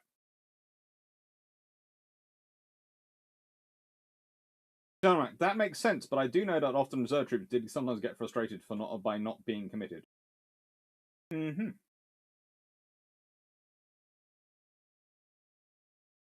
I mean, Cynosophia, they turned the tide because the phalanx was steamrolling down the slope. Yes, and then the Triarii attack, and it's a case of, oh, you had a phalanx, how cute! Your phalanx no longer exists. Ah, yeah. Who came in? That lot.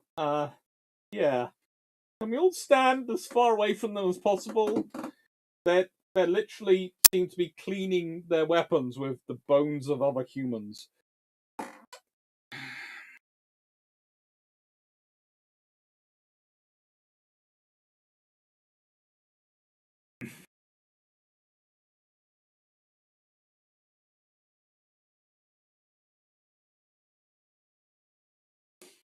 They are an interesting unit.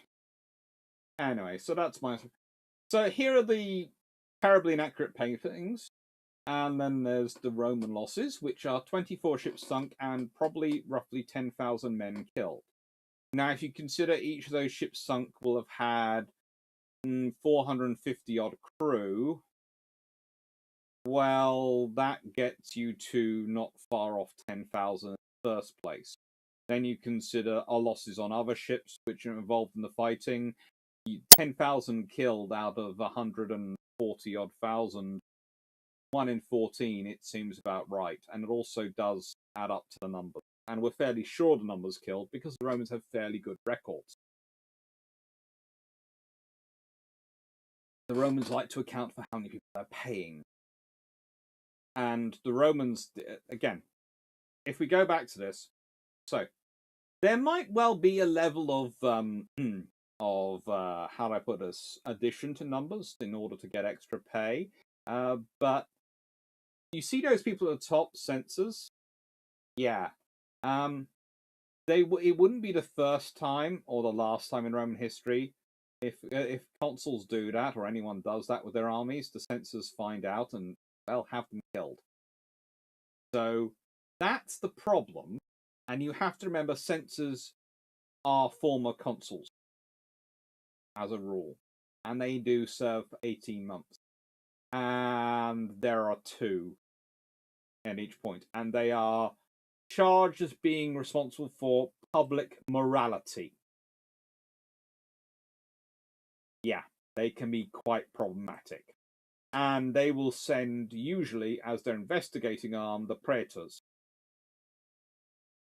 of which there are between 8 and 16, and there can also be pro-praetors. And there is also usually people like tribunes of the plebs.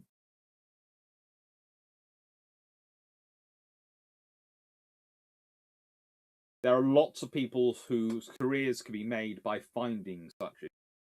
And remember, the one of the reasons why Scipio Africanus gets into trouble, even though he's conquered Carthage, etc., because people are upset with how they are worried about his accounts from his Carthaginian campaigns. And I don't mean the accounts as in the historical accounts. I mean the accounts as in the divvying up of booty and who got the whether enough money was distributed and paid in taxes.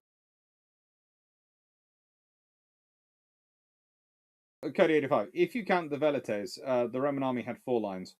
If you count them, but they're not considered usually a line. They're considered the skirmishers in the front. So, yeah, you can sort of, but again.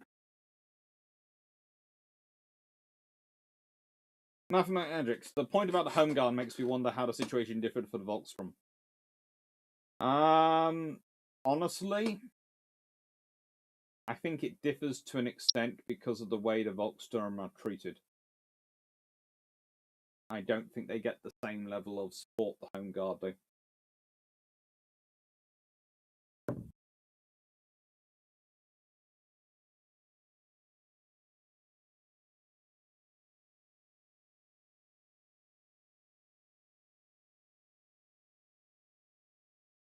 Velites were the cheapest of the troops.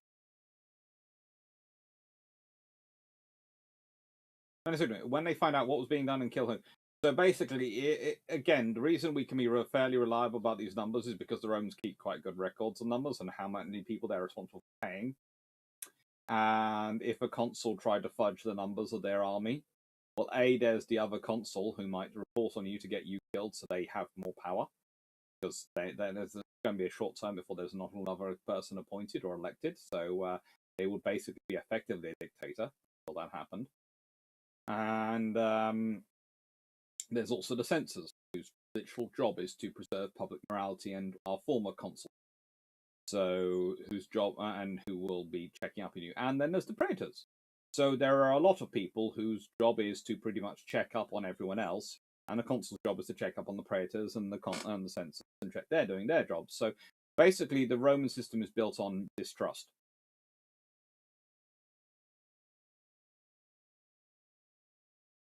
You know something, candles will get you every time. Yeah, they always try. And they're going, home guard are lovable. They smile and give you a hug. Make sure you don't need the last device who's detonated, they're just activated. Yeah, they're really not good.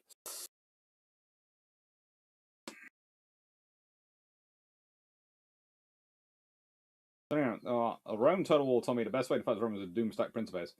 Honestly, if you the Principes and Triarii in Rome Total War are pretty effective, and the Volkssturm is also the young, yeah, and the very old because everyone else has pretty much been recruited. Whereas the average age of the Home Guard is in their 40s and 50s.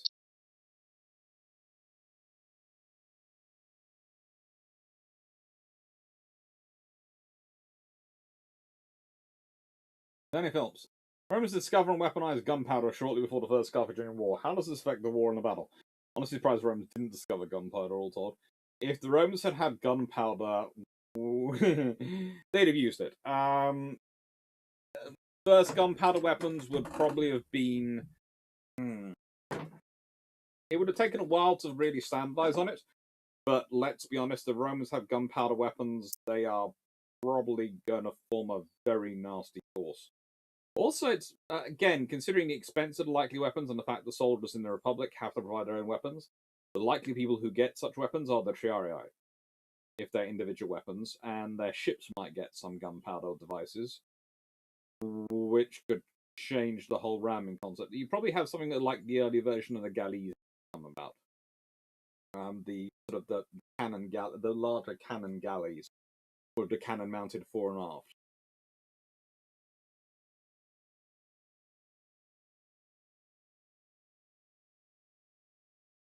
The praetor wants the job of the consul as well. So they have to remember the praetor can't have the job until they reach 42. So they want the job, but they can't they can't take your job, and you're only in it for a year. So it's not like, again, their only way to take the job is to get rid of you. So there is a level of trust in that they won't actively try to undermine you, but they also want to get to your job in future. And if they can bring down a consul because they've been doing malfeasance, they will do, because that will make their career a political career.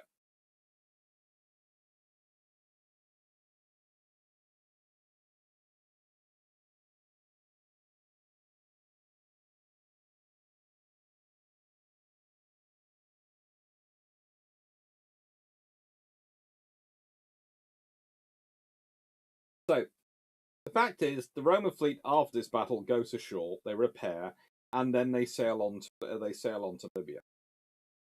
And that's the real problem for the Carthaginians. It's the first real time the Romans have managed to land in force in Libya, and it sets up the precedent for what will come later in the war. It's not a turning point. The war lasts another 15 years. It's not a turning point. But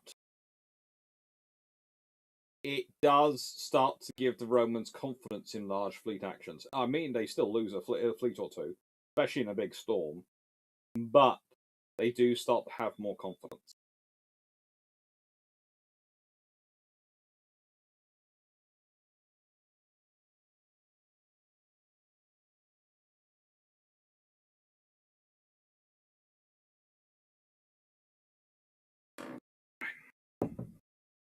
Mm-hmm. No. So there you go, the Battle of Ecnomus, one of the largest naval battles ever fought. And it was kind of interesting going through all these later battles and thinking, which ones have I done? Which ones haven't I done? I haven't done Salamis. I haven't done Pyang. I haven't done a big video. I have done something on Jutland. And I have, of course, done some on the Philippine Sea. I don't think I've done Leyte Gulf. Leyte Gulf. But I have now programmed in for next year the Battle of Yemen, because I thought that would give me a time to put it together. So I have programmed in the Battle of Yemen for next year. It's a Sunday. But I thought it'd be fun. It might end up getting moved, because there are usually birthdays around the 19th of March. So I could end up having a family event on that day and so not be able to do that. But I have put it in, programmed it in for next year into March.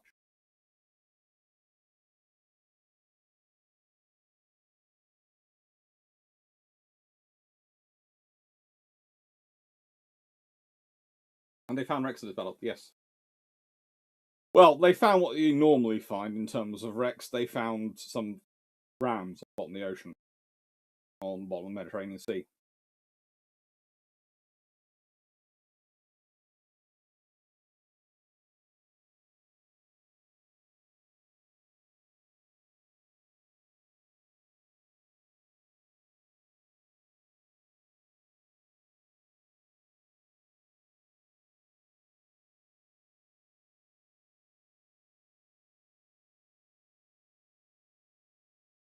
During the Punic Wars, the Romans would build over 1,000 galleys.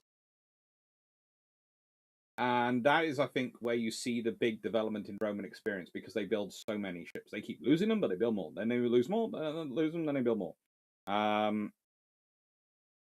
They would, after the Battle of Cape Hermion, where they defeated, which is another battle in the war, they would capture 114 Carthaginian ships. But then the Roman fleet would be devastated on return to Italy, and lose 384 ships and 100,000 men. And it's after that, the Battle of Cape Hermion, that they stopped really using the Corvus or Raven.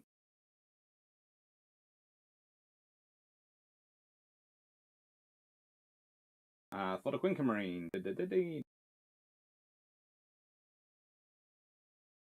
Right, there is the Orsis. Well, this one or this one? Which one would you prefer for the Marine? What's the question? So, the Romans could only be lucky that the Carthaginians weren't as much of ship kleptomaniacs as the British would later be. Yeah, the Romans were fairly kleptomaniac when it came to collecting Carthaginian ships. Where did they get lumber from? Mostly from the plains of northern Italy. Seems to be where they get the lumber, as I understand it. I don't think they really depopulate the forests in southern Italy that much, because they seem to get better quality wood from northern Italy. But there are debates over where the lumber comes from. Yeah, yes, I've heard of Hero's Engine before. Yeah, the little steam turbine developed in the first century AD. Imagine how history could have changed. Yes, it would have been interesting if it had managed to be scaled up and actually used. Let's see. Some of the heroes.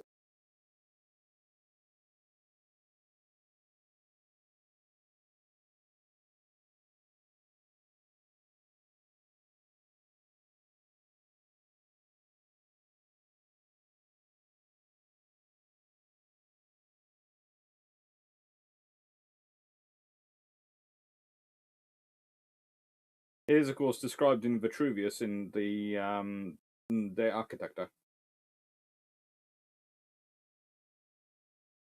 and often referred to as the Heliophile.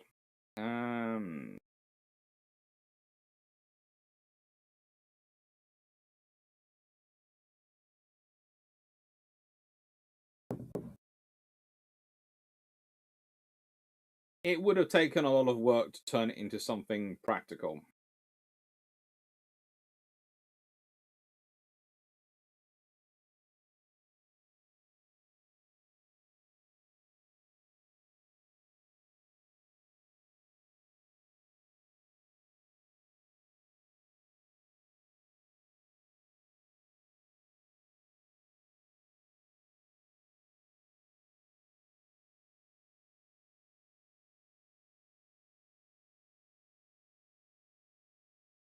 There is a little bit more time, but it's Biasco de Gary who apparently comes up with a more working version. But honestly, the problem with the Heroes engine, and I'm just trying to find a decent picture of it that explains it. No. Yeah, we'll use that actually, because that's I can set that up. No, I can't do that. Okay, basically the Edifile Heroes engine, it's not really pragmatic for propulsion.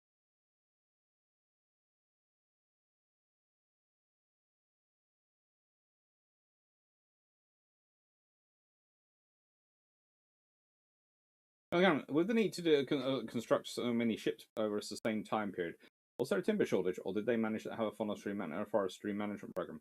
I think they ended up developing a forestry management program because there is a shortage, but they sort of start to manage it. I don't think they really get it off that quickly, and I think that's one of the reasons also why the Roman Navy does drop down its construction for a bit and then grows again in its construction during the Roman Civil War. The war between Caesar and Pompey, where they build up their fleets again. And especially the war between Augustus and Mark Antony.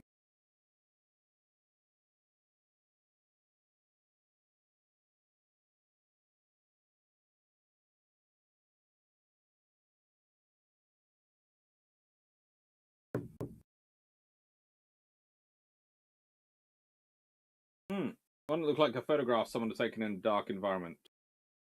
Oh, I think you mean this one. There's a Quinca Marine, which is basically there is a old Rome, a part of Rome which exists where I think you can find a Quinca Marine as it was constructed in the walls to show what basically someone constructing their shape.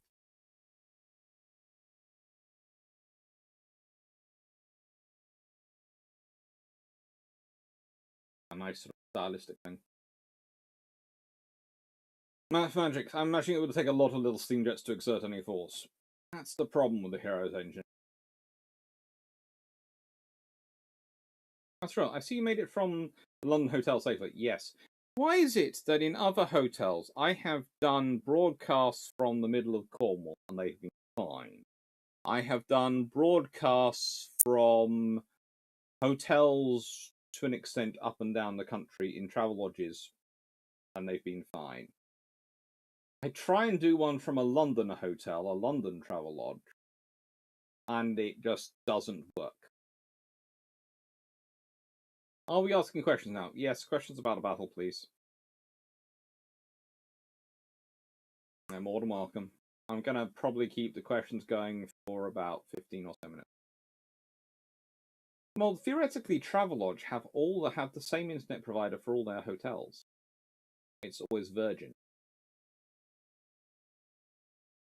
As in, a company originally set up by Richard Branson. I think still run by Richard.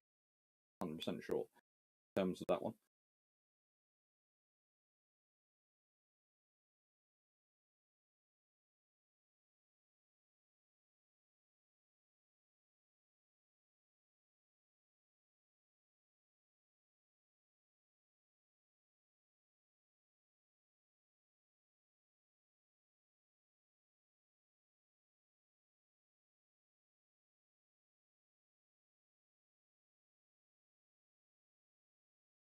And again, thanks to Brian Jeffrey for this.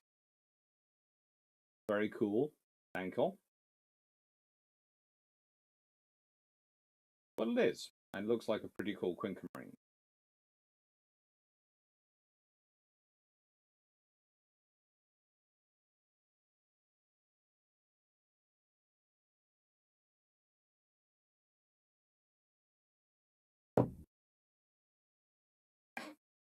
So, other questions?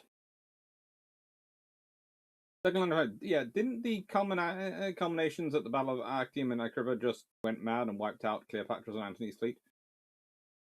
Yeah, Agrippa is frankly a ferocious general and a very, very efficient commander for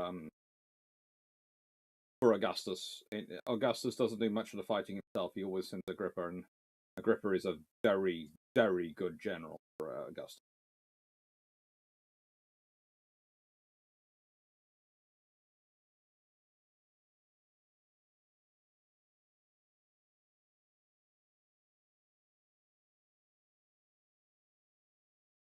I think the trouble is that we often think of the steam engine as something which just appears, when actually people have been playing around with steam for a very, very long time before James Watt comes along with the pot. And I think the reality is that every generation builds on the ones before it. And it's development of metallurgy, it's also development of understanding of power and application of force and how the things are used. So the reality is,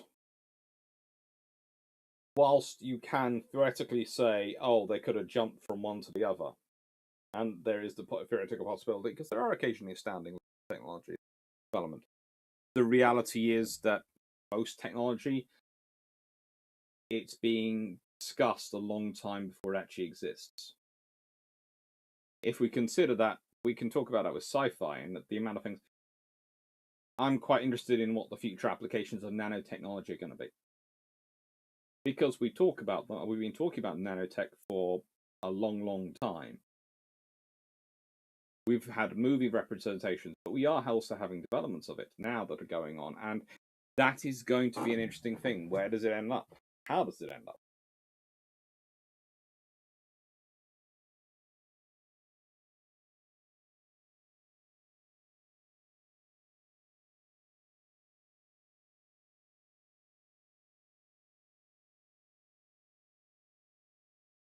So what if Rome lost this? Well, if Rome had lost this fight, they'd have been entirely annoyed and they built another fleet. Because that's the trouble for the Carthaginians. The Romans lose and the Romans just come back.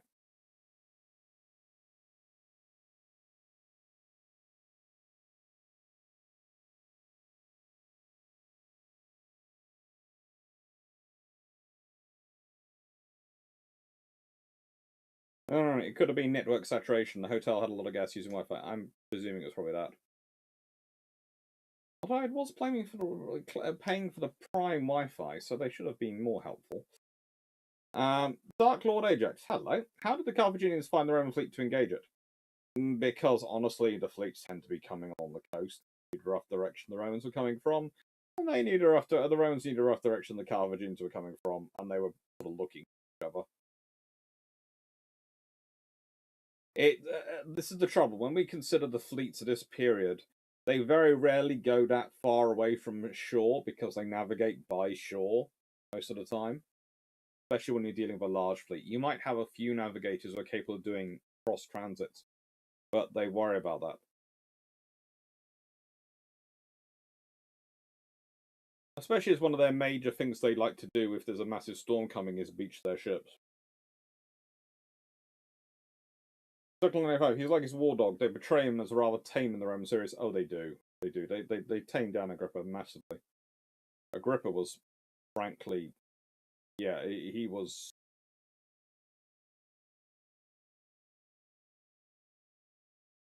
He was a come back with your shield or on it kind of general.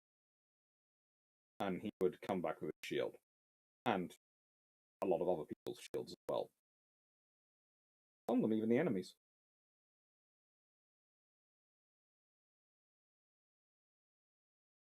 Nice one. Got to go off topic again. Why didn't the Iron Royal Air Force operate Harriers from Matrix Ocean? She wasn't designed to operate Harriers off her.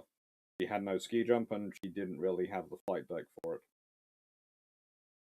And they didn't put in the fittings. It's kind of like the Canberra class, which are fitted with ski jump, but don't have all the fittings necessary to operate really F-35s internally. Because they decided to build them without the fittings. So if you want to add those things back in, it's going to cost money. Sure, I think it also requires physics catch-up so that the thermodynamics can actually be mathematically derived so you can make heat engines more efficient. Eventually, but the physics actually does tend to play a little bit of a behind the practical.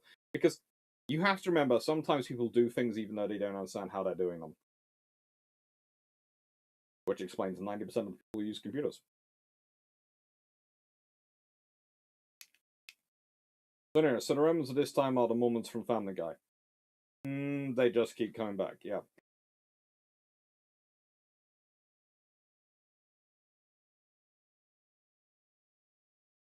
Yeah, it didn't mean it would be an instant poof, it exists type thing, just that the pieces were there if someone had been done rearranging them. Perhaps you say another 300 to 400 years before a useful engine.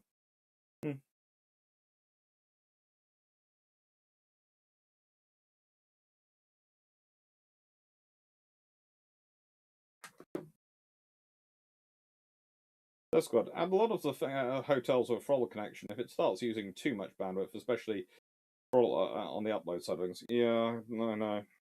Sure, Lily, I believe, felt that the structure of Carthaginians was the biggest mistake that Rome ever made. The trouble is, and if you consider this scenario, the thing that drives the British Empire to be as massive as it is not is in many ways competition with France. Britain had destroyed France after the Napoleonic Wars. Britain wouldn't have had someone to build against.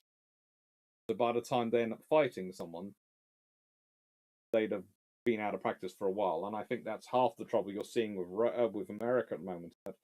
America felt they defeated Russia, whereas Russia didn't feel really defeated after the Cold War, at least large section. And so America's been resting on their laurels for, you could argue, 30 odd years. Yes, they've been fighting in Afghanistan and Iraq, but those have been counterinsurgency, not peer conflicts, and there is a different scenario to that. And the peer threat has grown up. And I think for Rome, the loss of Carthage meant they didn't have a near-term peer. But there were other powers which did build up to that. There were definitely the Persians, and there were various armies, etc., which were pretty much peers in the fight. But they didn't have a peer naval power, a naval threat, and they definitely didn't have a peer in their backyard who they had to think about. So you can say Livy was right, but in case he was also a bit.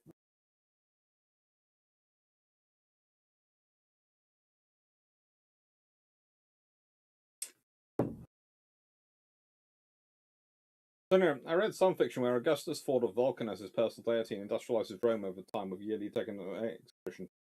That is an interesting idea to go down. Especially considering he was of the Caesar line. I find it. What came between Hero and What is one of those things I've seen virtually nothing about, but will be intensely curious to learn. A lot of developments. Are John Jordan's Warships After Washington and London good books by? Yes, I've reviewed them both, and I like them both. I've had them both for years myself.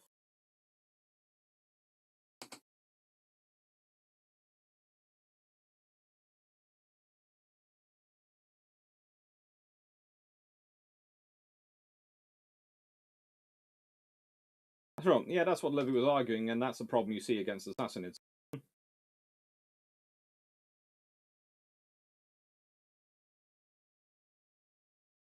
Anyway, slightly odd question, but what were the sails of Roman Carthaginian warships made of?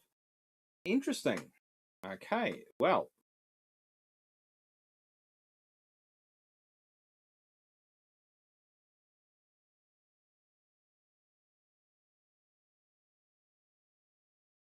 Now, the Romans tended to have large sails for especially their merchant ships. They would have 1 to 3 masts with large square sails and a small triangular sail called a superum. The sails themselves tended to be made from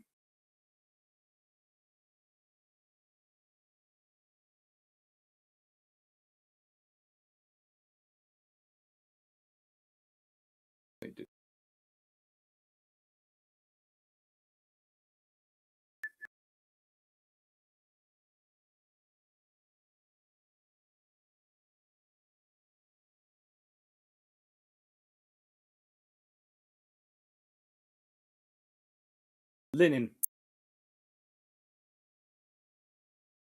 They were often made from patches sewn together and overlapping in layers, and that will give them the added strength. So it's made from a linen cloth. Hi, Stafford.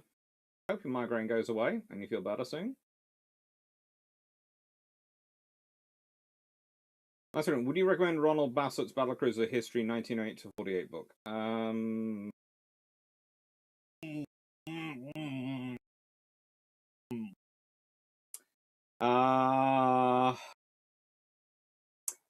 There are definitely parts which are very illuminating and worth a read.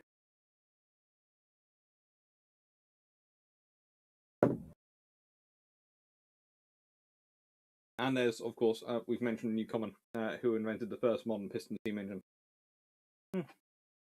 I do recommend a visit to the Black Country Museum. It was a nice place to go.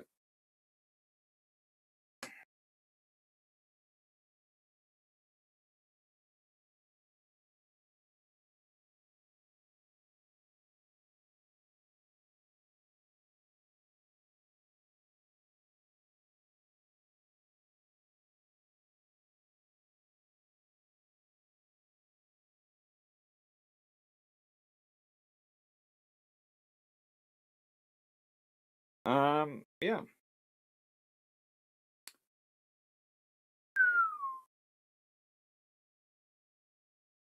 Any more questions?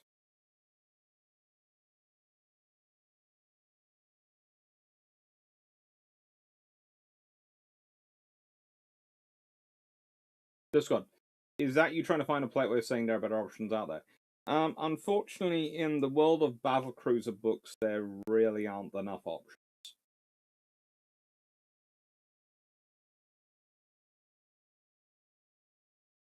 I might work on this at some point.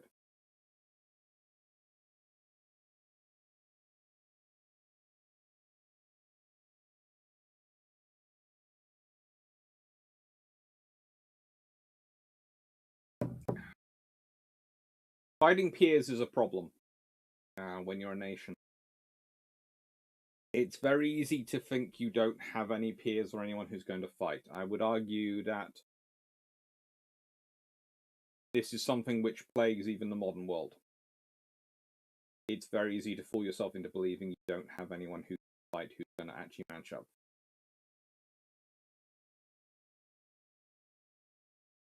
Thank you. There's an interesting. I will need to look up see if there's been a comparison between linen, canvas, and modern sails. There's a difference in good there. Well, difference between linen and canvas sails is often the canvas sails could be one piece and could be filled up and unfilled far more easily and more easily repaired. Canvas ones would tend to give you slightly better and slightly better control of your sea in rougher sea states. So if you're sailing a ship going for longer away, canvas works better for you. The linen's fine for Mediterranean operations.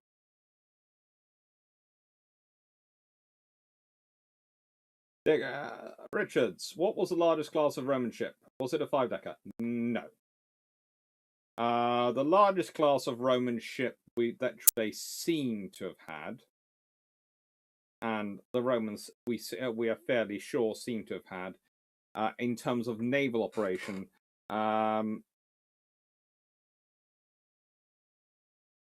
seem to have been septaremes and octers. However, the only accounts of octers we find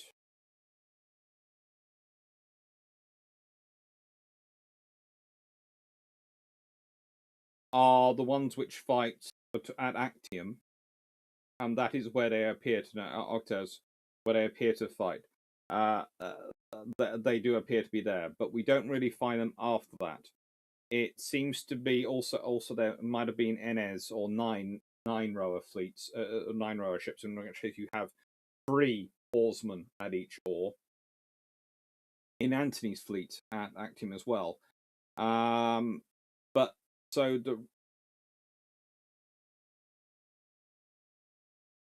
trouble is, a lot of these ships are theoretically at Actium, and again, there are different responses of accounts of which ones are actually there, and I think it's probably that if it gets any higher, they might be at Actium, but that's really where it stops being practical.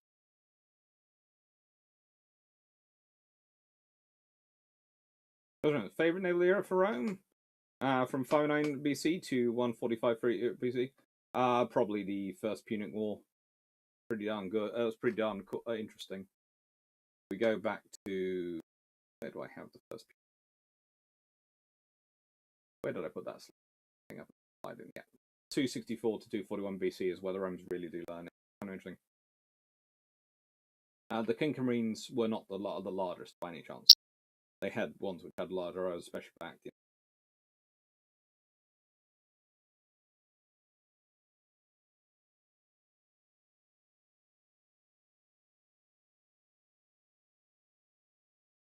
So in all the history extra notebook, Hood is hit further astern by renown and suffers worse damage. How does that affect a modernization work?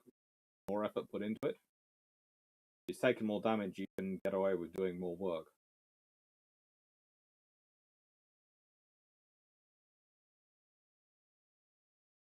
The US didn't focus on peers for 30 years, which is why our nation is wreck. Wreck yet. Thank you, Edit Doctor. And then this week is recording editing build for next week. The latest we'll record build is next Monday. We might record build earlier. That's good. The misguided thinking that a country doesn't have a peer is closely linked to misguided thinking of war so powerful. We can wrap up this war in a few weeks. Yeah, that's fun. Right. So, what do we have coming up?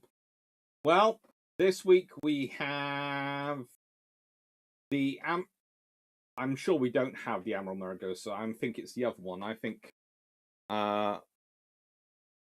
Let's see. I think it's the other of the Romanian Navy's cruisers. Because I preferred it. Next week after that, we have the Galaxy class.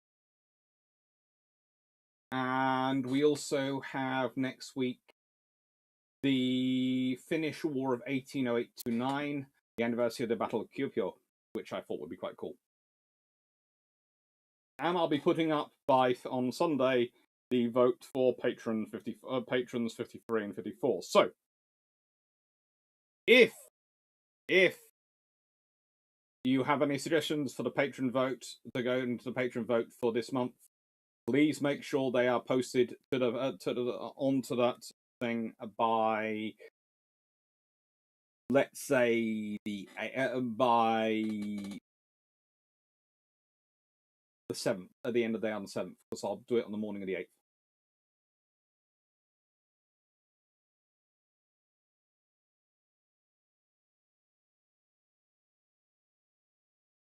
All right. thank you very much, everyone. I hope you enjoyed this. I'm going to answer the last few questions, but then it's going to be finished the evening. So thank you very much.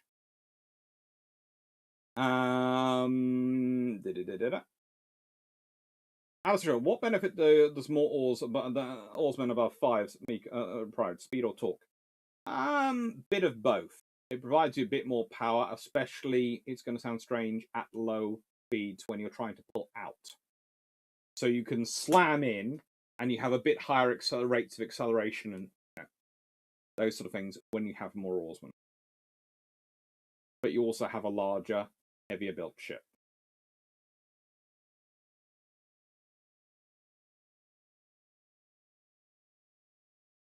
Thank you, Jack Ray. Thank you, Grosowski. Thanks. Hello, greetings, Honor. Given that you, in one of the amateur historians, stated your favorite cruiser is battle cruiser is the Renown, what do you think the most interesting about it, considering the World War II refit?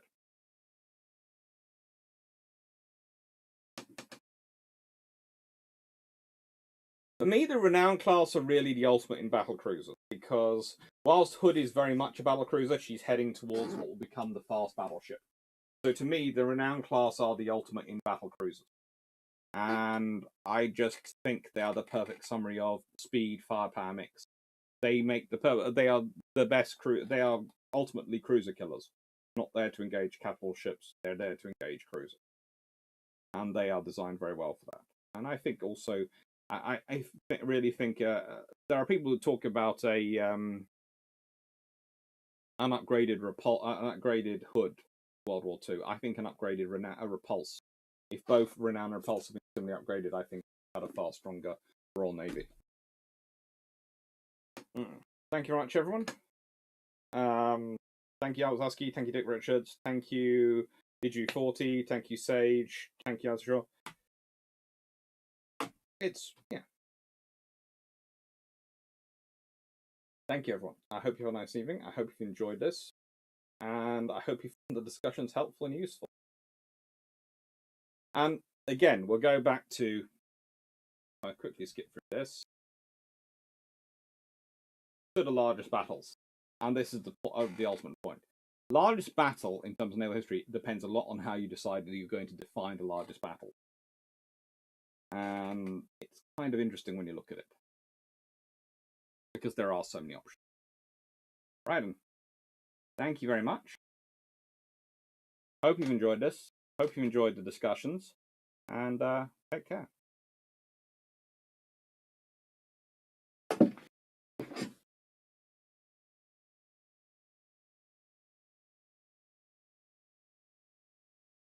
Thank you, Emily, 6040. Thank you, Alistair Shaw. Thank you, Richard. Thank you, Duckling95. Thank you, Danks. And thank you, Vision. Thank you, Sage. Thank you, everyone. Take care and have a nice evening. Bye.